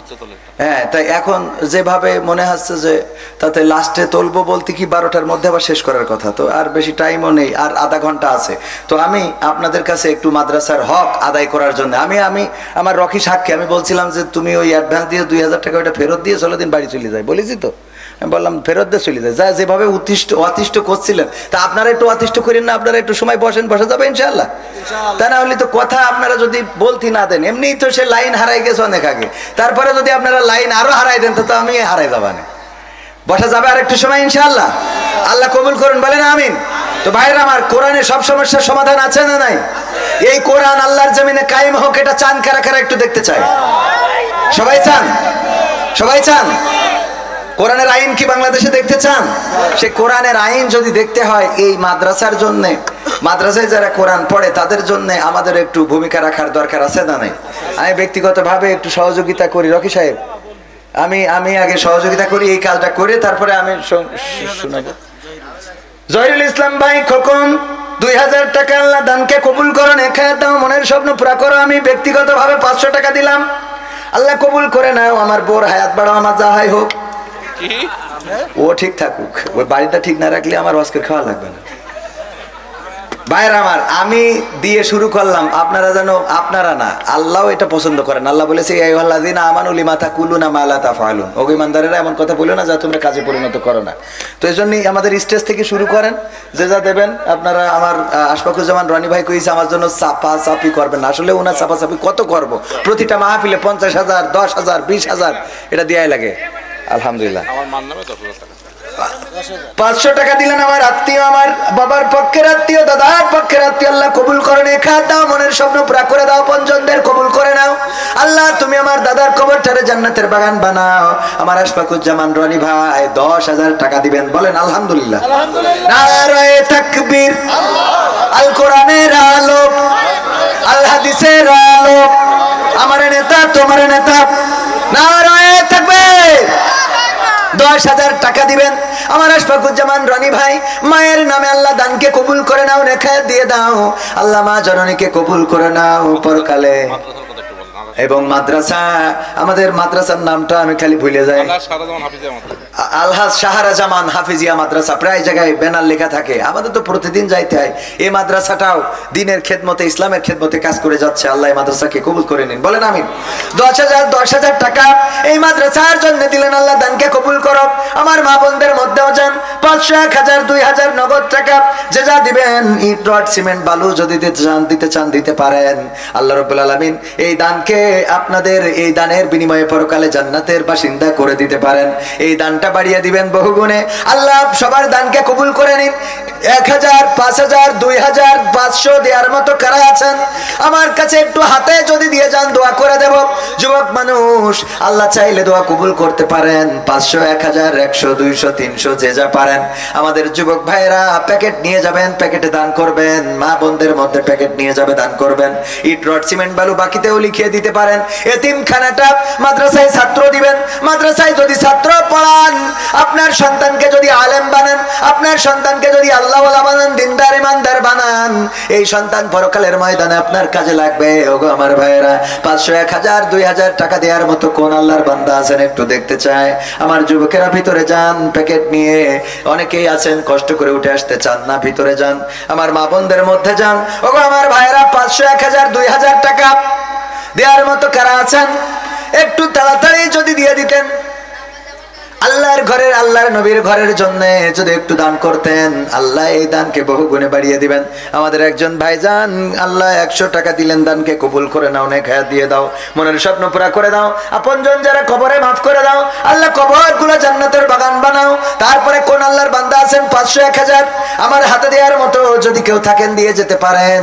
2000 টাকা একজন ভাই দিয়েছেন, আর কোনো মানুষ তো দেখি না। আরে এই জিকরগাছা প্রপারে আপনারা থাকেন পদ্ম পুকুরের মতো জায়গায়, 500 1000 2000 এক ব্যাগ সিমেন্ট 2 ব্যাগ সিমেন্ট দেওয়ার মতো কোন আল্লাহর বান্দাকে কি পাওয়া যাবে না? আব্দুর রহমান সাহেব মাহফিল পরিচালনা করছেন, 500 টাকা দিয়েছেন, যিনি রওজাতুল জান্নাত মহিলা মাদ্রাসার পরিচালক। আল্লাহ দানকে কবুল করে নাও, নেখায়াত দাও, মনের স্বপ্ন পুরা করে দাও, পঞ্জনদের কবুল করে নাও। দানকারীর ও পিতা মাতার সুখে রেখো কবরে, নূরের টুপি পরায় আল্লাহ তুলিও রোজ হাসরে। আর একজন 500 টাকা দিয়েছে, আল্লাহ দানকে কবুল করো, মনের নেক বাসনা পুরা করে দাও। আর একজন, আল্লাহ তোমার বান্দা 700 টাকা দিয়েছে, দানকে কবুল করে নাও, মনের নেক মাকসাদ পুরা করে দাও। আপনজন যারা কবরে ক্ষমা করে দাও, কবরগুলো জান্নাতের বাগান বানিয়ে দাও। আল্লাহ যারা বেঁচে আছে নেক হায়াত দান করে দাও, সুস্থ শরীর দান করে দাও। দাও। ও আল্লাহ যারা দান করে দানকে কবুল। শামসুর মাস্টার 1000 টাকার একখান বঙ্গবন্ধুর নোট দান করেছে, আল্লাহ কবুল করো। মনের নেক মাকসাদ পুরা করার একজন 100 টাকা আল্লাহ কবুল করে নাও, দিনদার ইমানদার বানিয়ে দাও। আল্লাহ 1000 টাকা যে দিল, আপনজন যারা কবরে কবরগুলো ক্ষমা করে দাও। আমাদের মাহফিলের সভাপতি শ্রদ্ধাভাজন 1000 টাকা করলেন দান, আল্লাহ বাড়িয়ে দাও, সম্মান নিয়ে খায়া দিয়ে দাও, মনের স্বপ্ন পুরা করো। পিতা মাতা দাদা দাদি নানা নানি আপনজন যারা কবরে কবরগুলো মাফ করে দাও। তারপরে আর কোন আল্লাহর বান্দা? ইয়াসিন ভাই নারায়ে তাকবীর। আমার ইয়াসিন ভাই 2000 টাকা 2 খান বঙ্গবন্ধুর নোট দান করলো, আল্লাহ দানকে কবুল করো, নেক হায়াত দিয়ে দাও, মনের স্বপ্ন পুরা করে দাও, ব্যবসা বাণিজ্যে বারাকা দান করে দাও। আমার আরেকজন ভাইজান, নাম কি ভাই আমার? আব্দুল জলিল ভাই 500 টাকা দান করলেন, আল্লাহ দানকে কবুল করো, তোমার গোলাম তুমি তারে কবুল করে নাও, নেক হায়াত দিয়ে দাও, মনের স্বপ্ন পুরা করে দাও, আপনজনদের কবুল করে নাও। ওগো আমার ভাইরা, এই মাদ্রাসার জন্য আপনাদের কাছে হাত বাড়াইলাম, কেমন দিলেন? অনেক জায়গায় গেলে সিমেন্ট দেয়, সিমেন্টেরও দরকার আছে না? এই পবিত্র কোরআনের পারা কয়টা? 30টা পারা। আমি আপনাদের কাছে যদি 30টা ব্যাগ সিমেন্ট দাবি করি, মোহাম্মদ সিরাজুল ইসলাম 500 টাকা আল্লাহ দানকে কবুল করো। পবিত্র কোরআনের সম্মানে একটা পাড়ার সম্মানে 1 ব্যাগ সিমেন্ট, 30টা পাড়ার সম্মানে 30টা ব্যাগ সিমেন্ট দিবেন। এমন কোন আল্লাহর বান্দা আছেন প্রথম পাড়ার সম্মানে একটা ব্যাগ সিমেন্ট দিবেন? একটু নামটা যদি লিখে দিতেন। মায়ের জন্য দোয়া চাইছে। কি ভাই? নূর মোহাম্মদ আব্দুল গফফার ভাই মায়ের জন্য দোয়া চেয়ে 500 টাকা করলেন দান, আল্লাহ বাড়িয়ে দাও, সম্মান নিয়ে খায়াত দিয়ে দাও, মনের স্বপ্ন পুরা করে দাও, আপনজনদের কবুল করে নাও। তারপরে কোন আল্লাহর বান্দা আছেন 1 ব্যাগ করে সিমেন্ট, একটা পাড়ার সম্মানে 1 ব্যাগ? কোন একজন বান্দা 1 ব্যাগ সিমেন্ট? আমি আবু বকর ভাই 1 ব্যাগ। নারায়ে তাকবীর। আল্লাহ পবিত্র কোরআনের সম্মানে প্রথম পাড়ার সম্মানে 1 ব্যাগ সিমেন্ট করলো দান, বাড়িয়ে দাও, সম্মান নেক হায়াত দিয়ে দাও, কোরআনের সম্মানে আল্লাহ পরকালের জীবনটা সহজ করে দাও। 2 নম্বর আবু বকর সিদ্দিক 2 নম্বর ব্যাগ, 2 নম্বর পাড়ার সম্মানে 1 ব্যাগ সিমেন্ট দিলেন, আল্লাহ দানকে কবুল করো। 3 নম্বর কোন আল্লাহর বান্দা আছেন? 3 নম্বর আওয়াজ সিদ্দিক না, ওনে 2 নম্বরে লাগাইছে মসজিদের সেক্রেটারি 5 ব্যাগ। মাশাআল্লাহ। নাম কি? আলমগীর মাস্টার। নারায়ে তাকবীর। আমার আলমগীর মাস্টার দিলেন 5 পাড়ার সম্মানে 5 ব্যাগ, তাইলে হলো কত? 7 ব্যাগ। কেশিয়ার 2 ব্যাগ, 9 পাড়া, 2 আরো 2 পাড়ার সম্মানে দিলেন, আল্লাহ দানকে কবুল করে নাও। 9 নম্বর পাড়া হয়ে গেল। 10 নম্বর পাড়া সাইফুল ভাই, আমার সাইফুল ভাই সুন্দর মানুষ, একটা ব্যাগ সিমেন্ট দিবেন, 10 নম্বর পাড়া হয়ে গেল। 11 নম্বর আবু বকর সিদ্দিক বলেছি, উনারটা হয়েছে 10 নম্বর পাড়া হয়েছে। 11 নম্বর কোন আল্লাহর বান্দা আছেন কোরআনের জন্য কোরআনের মাদ্রাসায় একটা ব্যাগ সিমেন্ট দিবেন? কোন আল্লাহর বান্দা আছেন? কোন আল্লাহর বান্দা 1 ব্যাগ সিমেন্ট? ওই যে আদম আলী ভাই। আল্লাহ আমাদের আদি পিতার নামে নাম কবুল করে নাও, নেক হায়াত দিয়ে দাও, মনের স্বপ্ন পুরা করে দাও। 12 নম্বর খুব তাড়াতাড়ি। 12 নম্বর পাড়ার সম্মানে কোন আল্লাহর বান্দা আছেন? 12 নম্বর নাম কি শুনে? মিজানুর রহমান আজহারি 2 ব্যাগ 12 এবং 13 2টা পাড়ার সম্মানে দিল। মা বোনদের মধ্যে আছেন মা বোনেরাও, আমার মা বোনেরা রত্নাকর ভাড়া নাম লিখে পাঠিয়ে দিতে পারেন। 12 এবং 13 হয়ে গেল। 14 নম্বর পাড়ার সম্মানে কোন আল্লাহর বান্দা আছেন? 30টা ব্যাগ সিমেন্ট আপনাদের কাছে দাবি করছি। ওগো আমার ভাইয়েরা, 14 নম্বর পাড়া কোন আল্লাহর বান্দা আছেন? একটু হাত তুলে যদি বলতেন। ওই যাও লিটন ভাই 1 ব্যাগ সিমেন্ট 14 নম্বর পাড়া। 2 ব্যাগ 2 ব্যাগ কে? লিটন ভাই 2 ব্যাগ। তাহলে 14 15 আর ওই ভাইয়ের নাম কি? আব্দুল শুকুর 16, তার মানে হাফের বেশি হয়ে গেল। আব্দুল শুকুর ভাই 1 ব্যাগ, লিটন ভাই 2 ব্যাগ। আল্লাহ দানকে কবুল করো, নেক হায়াত দাও, মনের স্বপ্ন পুরা করো, আপনজনদের কবুল করো। 16 হয়েছে 17, 30টা ব্যাগ হবে আমার বিশ্বাস আছে। 17 নম্বর পাড়া কোন আল্লাহর বান্দা আছেন? 17 নম্বর পাড়ার সম্মানে দিতে চান? যদি একটু হাত উঁচু করতেন ভাইরা আমার। এই জায়গায় ডানে বামে কোন আল্লাহর বান্দা আছেন? 17 নম্বর হ্যাঁ জহিরুল ইসলাম ভাই 1000 টাকার একখান ক্যাডকেরি নোট দলামালা করে নিয়ে এসেছে, আল্লাহ কবুল করে নাও, নেক হায়াত দিয়ে দাও, মনের স্বপ্ন পুরা করে দাও, আপনজনদের কবুল করো। 17 নম্বর বজলু ভাই 1 ব্যাগ 17 নম্বর পারা হয়ে গেল, আল্লাহ কবুল করো।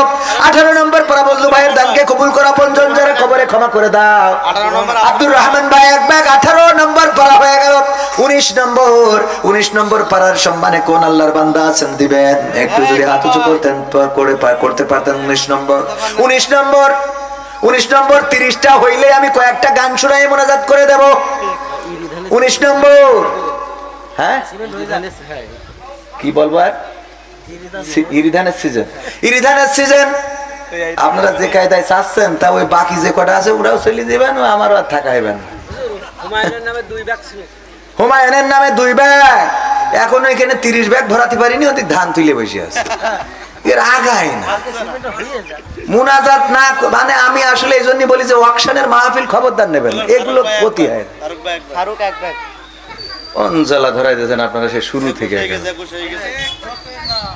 তাহলে কি ভাই দিলে 2 ব্যাগ? কি ভাই জানেন? হুমায়ুন ভাই 2 ব্যাগ সিমেন্ট দান করেছেন। তাহলে 18 19 2 ব্যাগ হয়েছে। আল্লাহ দানকে 19 নম্বর পড়া হয়েছে, আল্লাহ দানকে কবুল করো। 20 নম্বর কিরা জানো? ফারুক ভাই 20, আল্লাহ দানকে কবুল করো, নে খেয়ার দাও। জিয়াউর ভাই 2 ব্যাগ 20 আর 2 22 হইল, আল্লাহ 22 নম্বর পারার সম্মানে জিয়াউর ভাই দিল 2 ব্যাগ, কবুল করে নাও, নে খেয়ার দিয়ে দাও, মনের স্বপ্ন পুরা করে দাও, আপন জনদের কবুল করে নাও, আল্লাহ দিনদার ইমানদার বানাও। 22 নম্বর হয়েছে। 23 24 23 22 মা বোনদের মধ্যে যায়নি? মা বোনদের মধ্যে না গেলে টাকা তো এনেছে, আসলের মধ্যে বাইন্দে উড়া পাগল।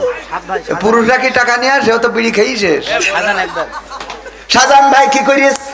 1 ব্যাগ, আল্লাহ দানকে কবুল করো, নে খেয়ার দাও। 22 23 নম্বর হলো। আর বাকি আছে কয়টা? 7টা বাকি। আবার ফারুক ভাই, ওটা আগে একবার বলিলাম, আরেক ফারুক, হ্যাঁ আরেক ফারুক 1 ব্যাগ, তাহলে কত হলো? 24। আর বাকি আছে 6 ব্যাগ। সোহান ভাই 25, আল্লাহ দানকে কবুল করো, নে খেয়ার দাও, মনের স্বপ্ন পুরা করো। ইউটিউবার ভাইরা দুশ্চিন্তার কারণে কয়েকটাকে মেরে দিবা না। কয় নম্বর? হাবিবুর মাস্টার 2 ব্যাগ, তাহলে কত হলো? 25 আর 2 কত? 27। হ্যাঁ 27 ব্যাগ আল্লাহ কবুল করো, নে খেয়ার দেওয়ার বাকি কয় ব্যাগ?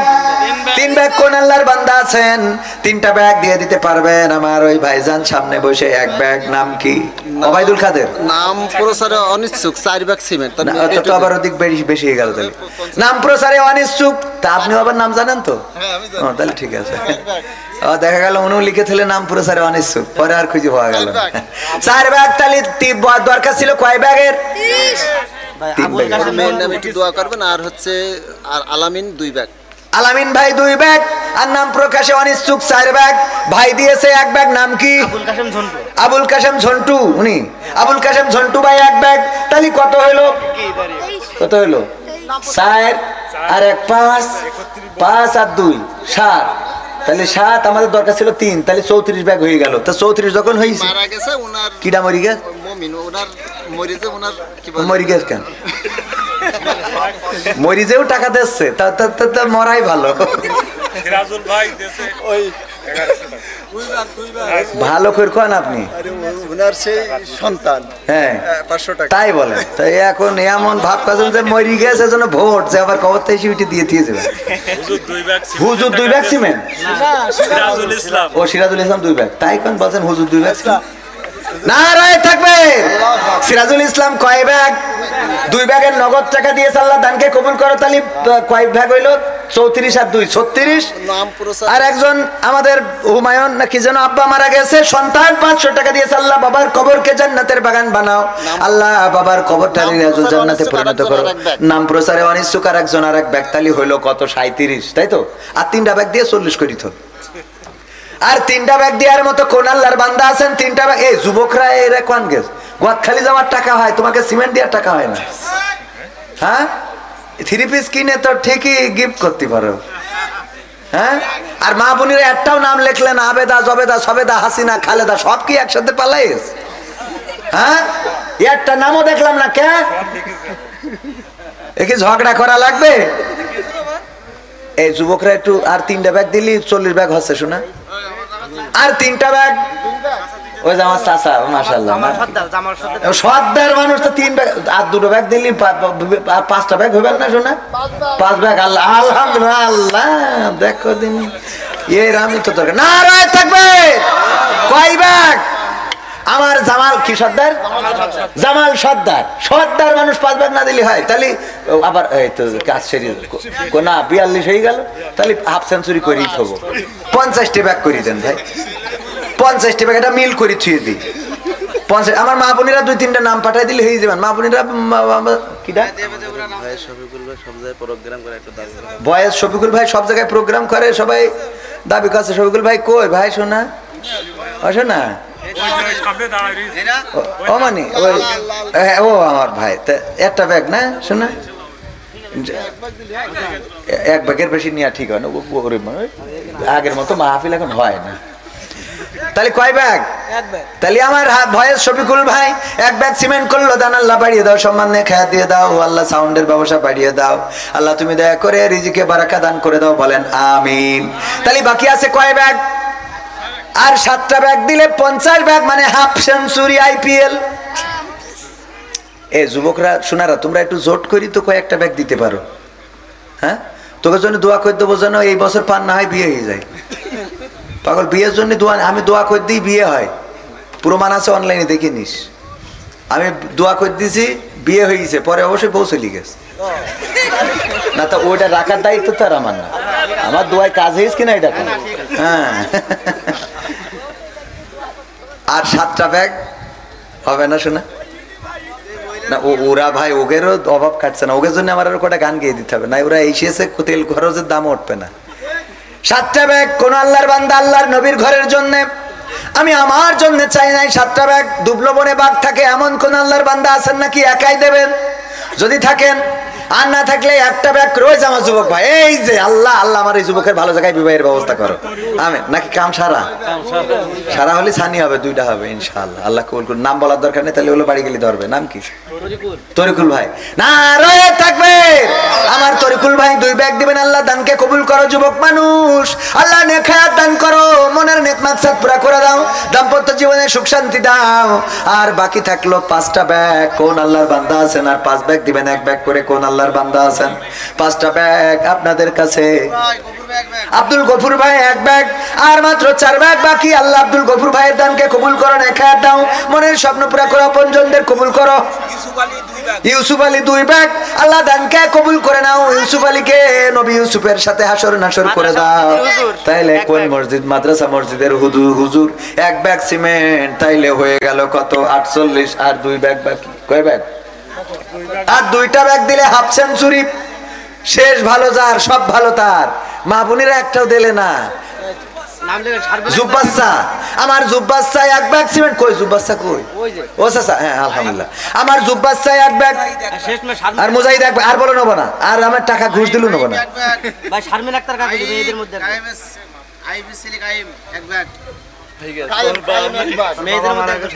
মেয়েদের মধ্যে একজন। এবার গড়বড় হয়ে গেল। তাহলে কয় ব্যাগ হয়েছে মোট? 61-52 কত? তাহলে আমাদের শারমিন আক্তার দেশে 1 ব্যাগ। আর একজন কি নাম বললেন? কাইম ভাই 1 ব্যাগ। আর একজন কিডা? মুজাহিদ ভাই 1 ব্যাগ। মুজাহিদ ভাই 1 ব্যাগ। আল্লাহ 52 ব্যাগ হয়ে গেল। 50 ব্যাগ চাইলাম, হয়েছে কয় ব্যাগ? 52। আর বাড়াবো না, না হলে বলতাম 60 করে দিয়ে যান, কিন্তু আর বলবো না, মেলা করে দিচ্ছি। হ্যাঁ, আবার কিটা? মা বোনদের, মা বোনেরটা দেন, নেন মা বোনেরদের দেন, কারণ ওদের তো কষ্ট করে দেওয়া লাগে না, পকেটে মারলেই হয়। কিটা? শাইন 1 ব্যাগ সিমেন্ট, তাহলে 53। আল্লাহ কবুল করো শাইন ভাই 1 ব্যাগ সিমেন্ট, আল্লাহ কবুল করে নাও, নেখায়াত দাও, মনের স্বপ্ন পুরা করে দাও। আজকালকের ছেলেরা শিল্পী, এসে গান গাক দিন আমি চলে যাই। শিল্পী 1 ব্যাগ সিমেন্ট, আল্লাহ কবুল করো। তাহলে 53-54 হলো। আল্লাহ দানকে কবুল করে নাও, নেখায়াত দিয়ে দাও, মনের নেক মাকসাদ পুরা করে দাও। আল্লাহ শিল্পীর কণ্ঠস্বর ভালো করে দাও, বলেন আমিন। সজীব, ওরে এ কোনে ছিল? ওর আমি জুমো খাই কপালে, ওই এতক্ষণ কোনে ছিল? কইছে মানে লাস্টে মজা দেখি, তারপর মানে হুজুরির ঘাম ঝরাই নিয়ে তারপরে। সজীব ভাই কয় ব্যাগ? নারে তাকবীর। তাহলে 54 আর 5 কত? 59। বাকি আছে 60 হতে কয় ব্যাগ? তো ফোন করলেন কয়না, তা কি হইলো? আমার বউ 1 ব্যাগ দেখে। ও মামা তা কবেন না আপনি? আল্লাহ, এইরামই তো হয়ে থাকবে, সেইরাম বর সেইরাম বউ। খবরটার জন্য নিকে বিকে করতে দিন না, না রয়ে থাকবে। আর রিস্ক নেবেনই না এই বয়সে, আল্লাহ খুব। কারণ এখন তো বেকায়দা অবস্থা, বেকায়দা অবস্থা না। আগে তো নিকে করলি গোলমাল হইতো, রাগ করি বাড়িতে চলে যেত, এখন রাগ করি যায় না, ডাইরেক্ট কেটে নিয়ে চলে যাচ্ছে। ঠিক না বে? ঠিক কথা কয় না। এই সত্য বললাম না, আমি মিথ্যা বললাম? তাহলে সভাপতির স্ত্রী 1 ব্যাগ কয় ব্যাগ হইলো? 60 ব্যাগ হয়ে গেছে না? আলহামদুলিল্লাহ। আমার যদি দ্বিতীয় ব্যাগটা বক্তা করতো, তা 60 ব্যাগ কেন? তোকে মাদ্রাসা আজকে 2 তলা বানাই দিতে বাড়ি চলে যেত। পাকামো করা যায়, সব 1 গর্তের মধ্যে পুড়িয়ে দিয়েছে। হ্যাঁ, সব তো অনুরোধ। তাহলে আর কোন যুবকরা আর কিছু দেবে? একটা কথা বলবো, শেষ কথা, আল্লাহ কোনো কিছু করলেই বলে 70 গুণ সওয়াব বাড়াই দেবো। কয় গুণ? তা আমার মনে হচ্ছে 60 যখন হয়েছে তাহলে 70টা করি ঠিক গেলে একটা লাইন মতো জায়গায় থাকতো, তাই না? এটা লাইন মতো হইতো না? তা আমি 2-1টা গান গাচ্ছি, এর মধ্যে একটু মনে করি, দেখি যে এই 10 জন ভাগ্যবান কারা, একটুখানি নামটা লিখাই দেবেন, আমি দোয়া করে দেবো ইনশা। বই নিয়ে আর বসে না ও বাবা, গুগলে সার্চ করিয়া পড়ে। ওরে কালের মেয়েরা কোরআন হাদিস ধরে না, এখনকার মা বোনেরা কোরআন হাদিস পড়ে না, ও আল্লাহ টিকটকে ভিডিও ওরা করে। আজকালকের ছেলেরা বই নিয়ে আর বসে না, গুগলে সার্চ করিয়া পড়ে। আগের সময় প্রেম করিলে মুরব্বীরা বলতে পাইছো কি, এখন বলে সব করিয়া বাবু তুমি খাইছো কি? কথা কয় না যুবকরা, ঠিক না বেঠে? আগের সময় প্রেম করিলে মুরব্বীরা বলতে পাইছো কি, এখন বলে সব করিয়া বাবু তুমি খাইছো কি? লজ্জা শরম নাই আইলাম কোন জামানাই, লজ্জা শরম নাই আইলাম কোন জামানাই, ভবিষ্যৎ দেখি অন্ধকারে। আজকালকের ছেলেরা বই নিয়ে আর বসে না ও বাবা, গুগলে সার্চ করিয়া পড়ে। ভাইরে বেশি করে ফেলালেন না? নতুন করে হয়েছে চালু এখন আবার কন্টেন্ট, পরিচয় করাই দেখি এই আমার গার্লফ্রেন্ড। কথা কয় না, ঠিক না বে ঠিক? নতুন করে হয়েছে চালু এখন আবার কন্টেন্ট, পরিচয় করাই দেখি এই আমার বয়ফ্রেন্ড।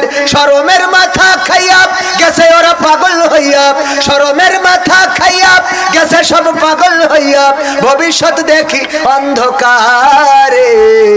আজকালকের ছেলেরা বই নিয়ে আর বসে না ও বাবা, গুগলে সার্চ করিয়া পড়ে।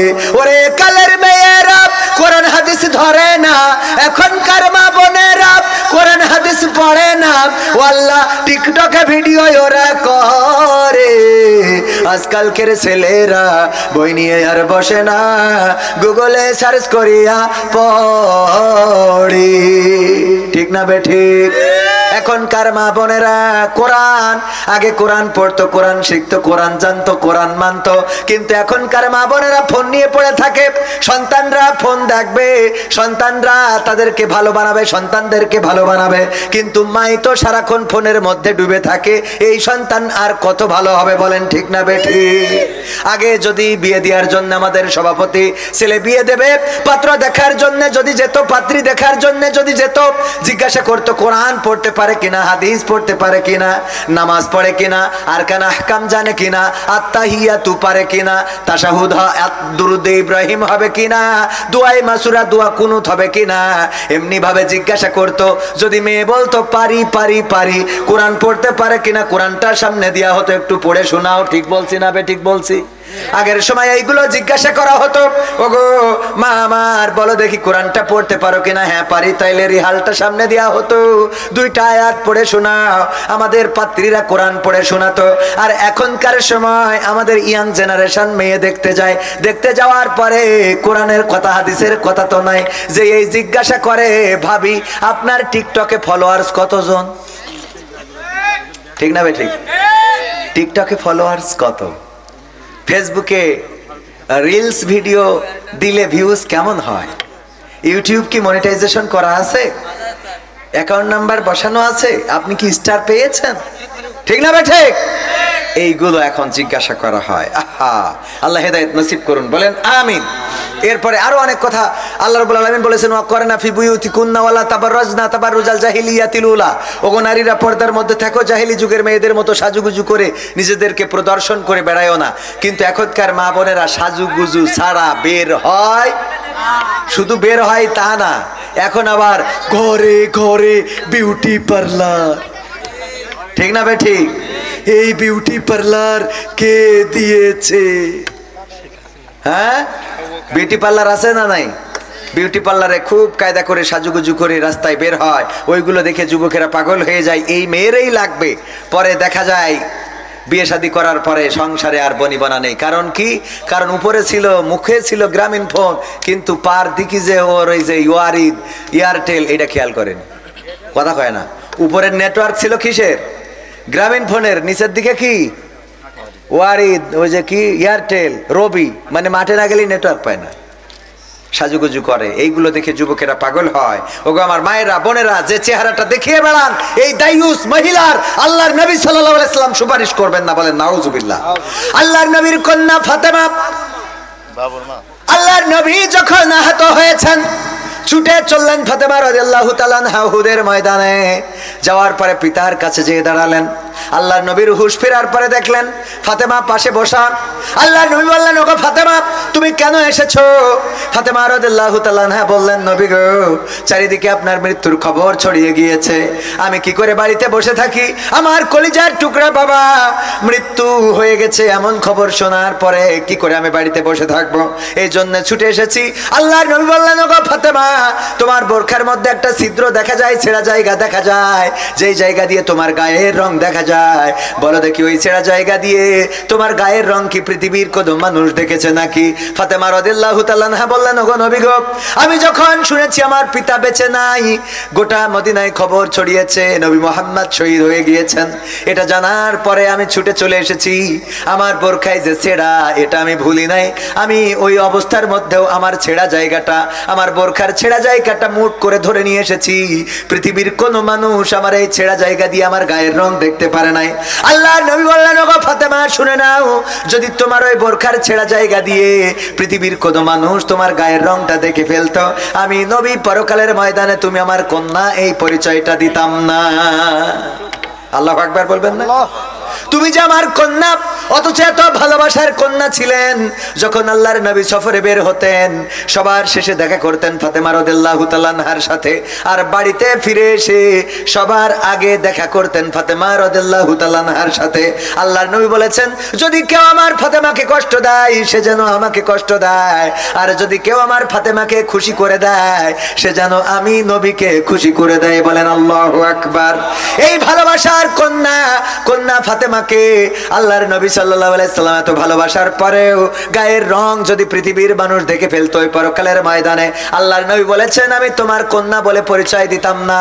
এবার মা বোনেরা চিন্তা করে দেখেন, আপনার গায়ের রং, আপনার হাতের রং, আপনার পায়ের রং, মুখের রং, চোখের রং, সব কিছু পৃথিবীর মানুষ কতজন কত বেগানা দেখলো, কত মানুষকে দেখালেন। এখন আবার ভিডিও কলে দেখানো যায় না? যায় না? দেশের মানুষ তো দেশের মানুষ বিদেশের মানুষেরও দেখায়, আছে না নাই? ওগো আমার ভাইয়েরা, ওগো আমার মায়েরা, ওগো আমার বোনেরা, এই জন্য পর্দা বজায় রেখে চলতে হবে। আল্লাহ সবাইকে সেই তৌফিক দান করুন, বলেন আমিন। এরপরে 10 ব্যাগ বাকি ছিল। কয় ব্যাগ? ফজলু ভাই 500 টাকা আল্লাহ দানকে কবুল করে নিন, নেখায়াত দান করে দিন, বলেন আমিন। কাশীপুর মহিলা মাদ্রাসার শিক্ষক 2 বস্তা সিমেন্ট, কাশীপুর মহিলা মাদ্রাসার শিক্ষক 2 বস্তা সিমেন্ট করলেন দান। আল্লাহ বাড়িয়ে দাও, সম্মান নেখায়াত দিয়ে দাও, মনের স্বপ্ন পুরা করে দাও, আপন জনদের কবুল করে নাও। আর 8টা ব্যাগ বাকি।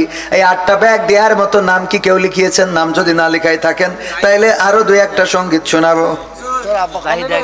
প্রবাসীদের গান। হ্যাঁ হ্যাঁ, জাহিদ ভাই 1 ব্যাগ আর 7 ব্যাগ বাকি। যেই গানটা গাওয়ার কারণে আমার শিকড় গাছায় কলার ধরে টেনে নিয়ে যে নির্যাতন করলো, নিষ্পেষণ করলো, যেই ভাইয়েরা নির্যাতন করেছিল পরবর্তীতে ক্ষমা চেয়ে নিয়েছিলেন, সেই সময় আমি বলেছিলাম কিছুই মনে করি নাই, কিন্তু আমরা মনে করি আর না করি, মনে করার মালিক কে? আল্লামা সাঈদীকে যারা ফাঁসির কাস্টে ঝুলাতে চেয়েছিল, ফাঁসির কাস্টে ঝুলাতে পারে নাই, এটা ঠিক, কিন্তু তাদের ষড়যন্ত্র থেমে থাকে নাই।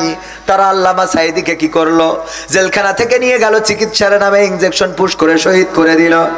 2023-এর 14ই আগস্টে আল্লামা সাঈদীকে শহীদ করা হলো। 2024-এর 14ই আগস্ট আর আসে নাই। 5ই আগস্টে একেবারে পুটলা পুটলি বাইন্দে নিয়ে দাদার দেশে যাওয়া লাগলো, বলেন ঠিক কিনা? যেই লোকগুলো আল্লামা সাঈদীর ওসিয়াত করা কবর দেওয়ার কথা ছিল কোথায়?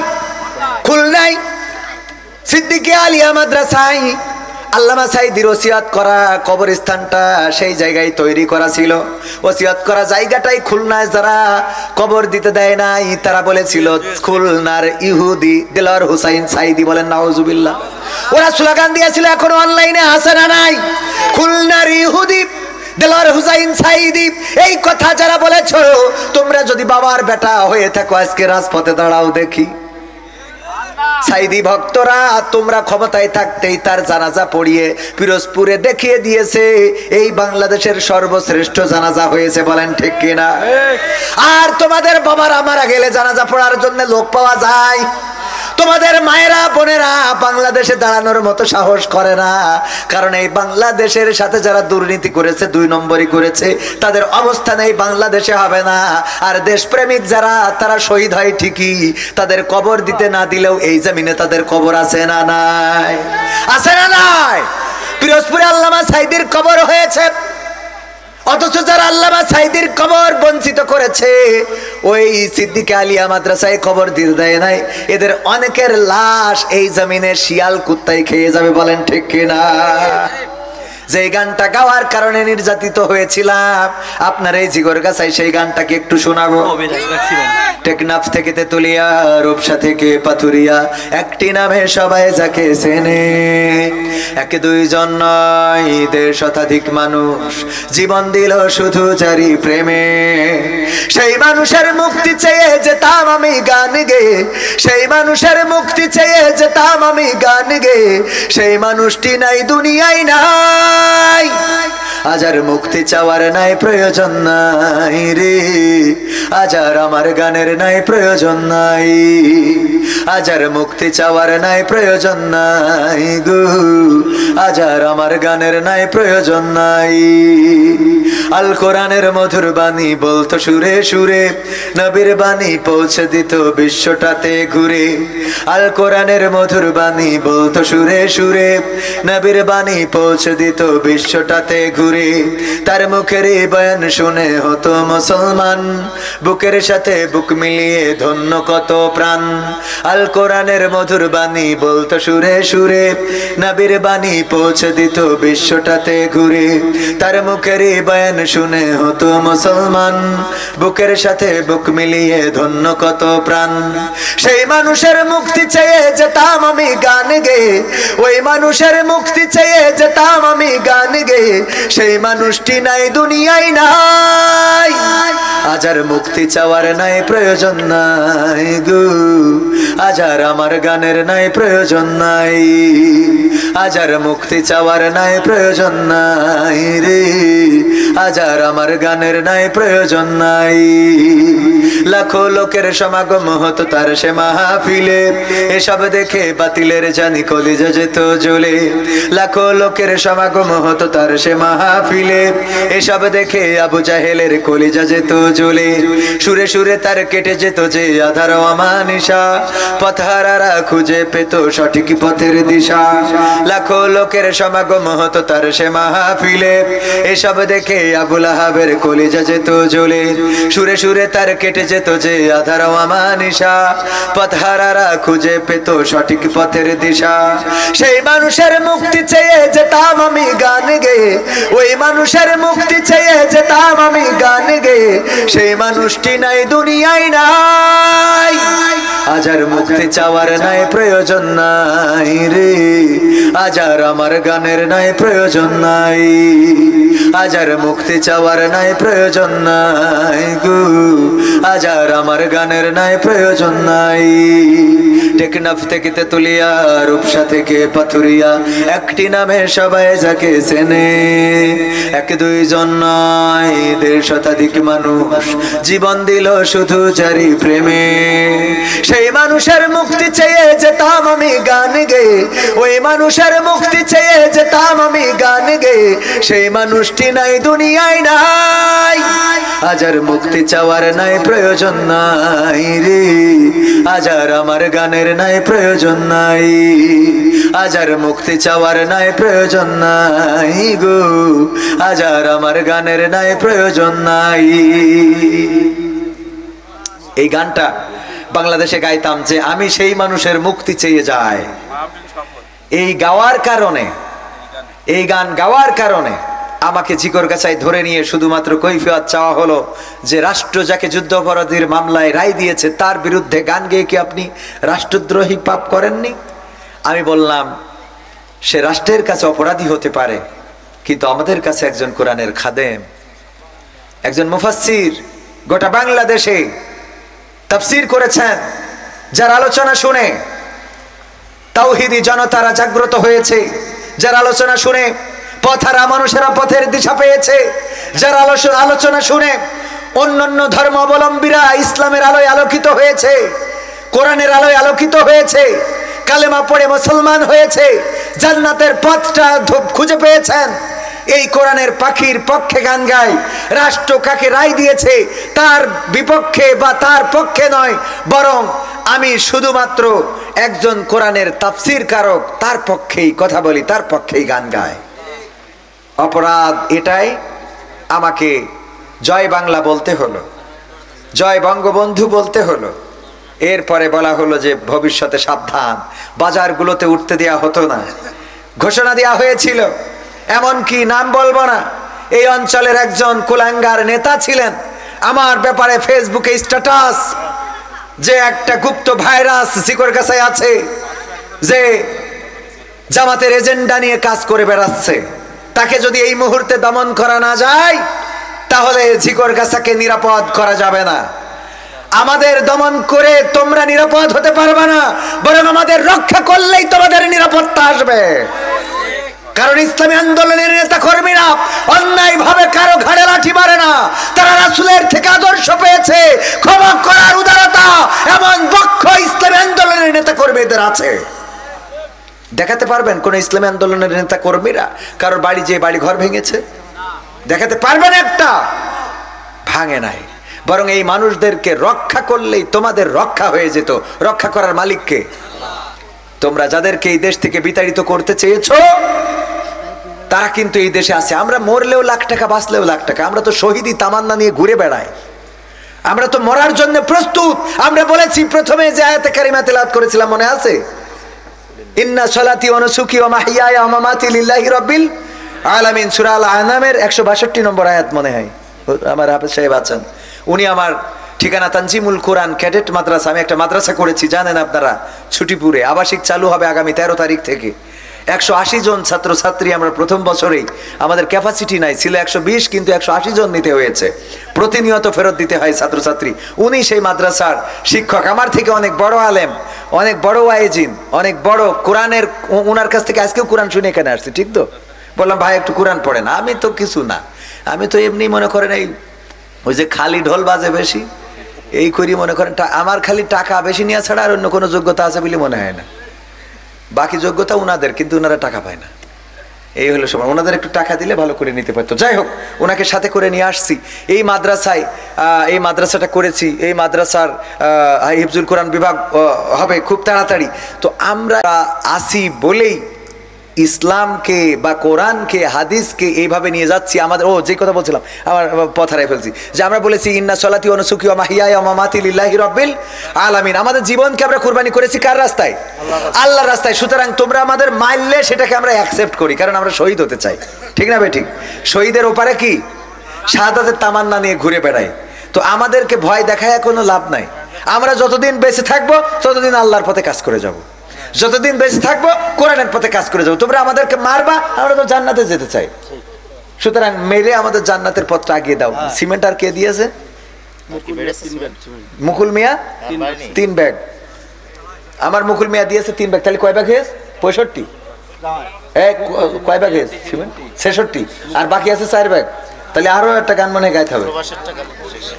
আমার বাংলাদেশের প্রবাসীদের গল্প বলি শোনো, আমার ঝিকরগাছার প্রবাসীদের গল্প বলি শোনো।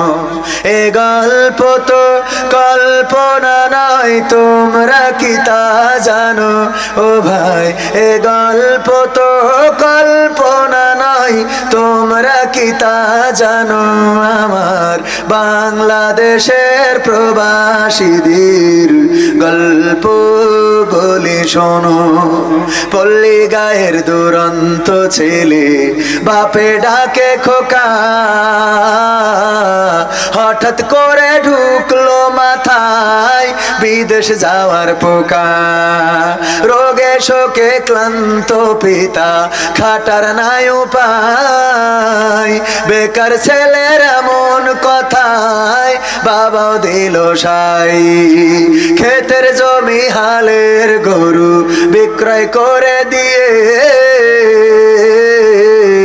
বাকি টাকা করলো পূরণ মায়ের গহনা নিয়ে অনেক আশা বুকে বেঁধে ছাড়লো যখন বাড়ি সে যে কি বেদনা বিধুর ছিড়লো যেন নাড়ি মায়ে কান্দে ভাইয়ে কান্দে কান্দে আপন চোখের জলে বুক ভেসে যায় শক্ত করে মন এমন মানুষ কোন সে জনা এমন মানুষ কোন সে জনা তোমরা কি তা জানো আমার বাংলাদেশের প্রবাসীদের গল্প বলে শোনো আমার পদ্ম পুকুরের প্রবাসীদের গল্প বলে শোনো বিমানেতে বসে খোকা জানালারি পাশে নীল আকাশে তাকিয়ে দেখে মায়ের ছবি ভাসি আঁচল দিয়ে চোখ মুছে মা প্রভুকে যে বলে আল্লাহ তুমি ভালো রেখো আমার কোলের ছেলে খোকা যে ছিল মা জননীর কলিজারি বোটা ভাবতে সব চোখ ভিজে জল পড়লো ফোঁটা ফোঁটা এমন মানুষ কোন সে জনা এমন মানুষ কোন সে জনা তোমরা কি তা জানো আমার বাংলাদেশের প্রবাসীদের গল্প বলে শোনো আমার শিকর গাছার প্রবাসীদের গল্প বলে শোনো নদ নদী আর সাগর নগর দিয়ে খোকা পাড়ি পোষালো যে অতি সাধের বিদেশের বাড়ি অনেক কষ্টে মিলল খোকার এমন একটা কাজ হাড় ভাঙা খাটুনি তাতে সকাল দুপুর সাজ রোগে শোকে কাজ করে যায় করে না অবহেলা আকাশ সমান স্বপ্ন দেখে কাটিয়ে দেয় বেলা মা জননীর সাথে যখন খোকা কথা কয় বলে বাবা কেমন আছো জানতে ইচ্ছা হয় মাগো আমি ভালো আছি মাগো আমি ভালো আছি দুঃখ নেই তো কোনো আমার শিকর গাছার প্রবাসীদের গল্প বলে শোনো আমার মালয়েশিয়ার প্রবাসীদের গল্প বলে শোনো হঠাৎ করে বাবা বলে টাকার যে দরকার তোর মায়েরই বড় অসুখ দেখাবো ডাক্তার চিন্তায় আমার বাড়ছে আবার তোর বোনেরই নিয়ে দিনে দিনে হচ্ছে বড় দিতে হবে বিয়ে তোর ভাইয়েরই লেখা পড়ার খরচ বেড়ে গেছে দরকার এখন অনেক টাকার তোর কাছে কি আছে পাইনি বেতন এখনো খোকা পকেটটা যে ফাঁকা তবুও বলে ভেবো না বাবা দেব আমি টাকা এমন মানুষ কোন সে জনা এমন মানুষ কোন সে জনা তোমরা কি তা জানো আমার ঝিকর গাছার প্রবাসীদের গল্প বলে শোনো আমার সৌদি আরবের প্রবাসীদের গল্প বলে শোনো দিন মাস গুনে খোকা এখন পৌঁছালো বছরে করতে হয় কাজ এখন যে তার 10 তলার উপরে হঠাৎ করে কি হতে কি যেন হয়ে গেল 10 তলারই উপর থেকে খোকা পড়ে গেল আকাশ সমান স্বপ্নগুলো আকাশে গেল উড়ে দেহ থেকে প্রাণ পাখিটাও গেল যে ভাই ছিড়ি বন্ধুরা যে সে দেখে রক্তে তরতর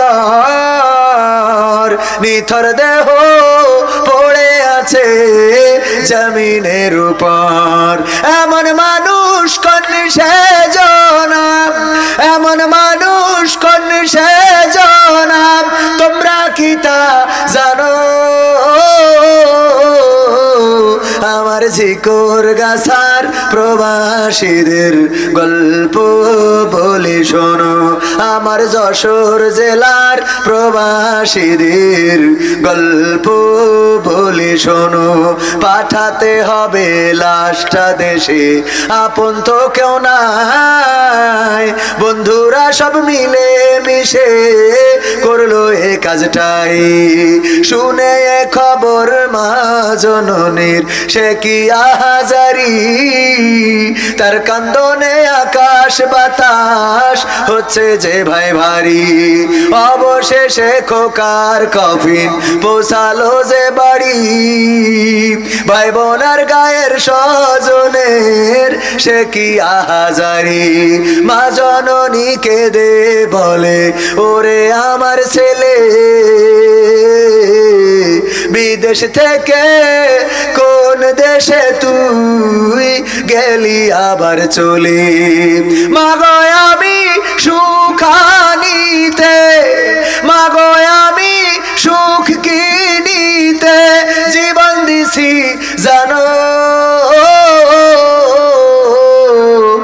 আমার পদ্ম পুকুরের প্রবাসীদের গল্প বলে শোনো আমার ঝিকর গাছার প্রবাসীদের গল্প বলে শোনো।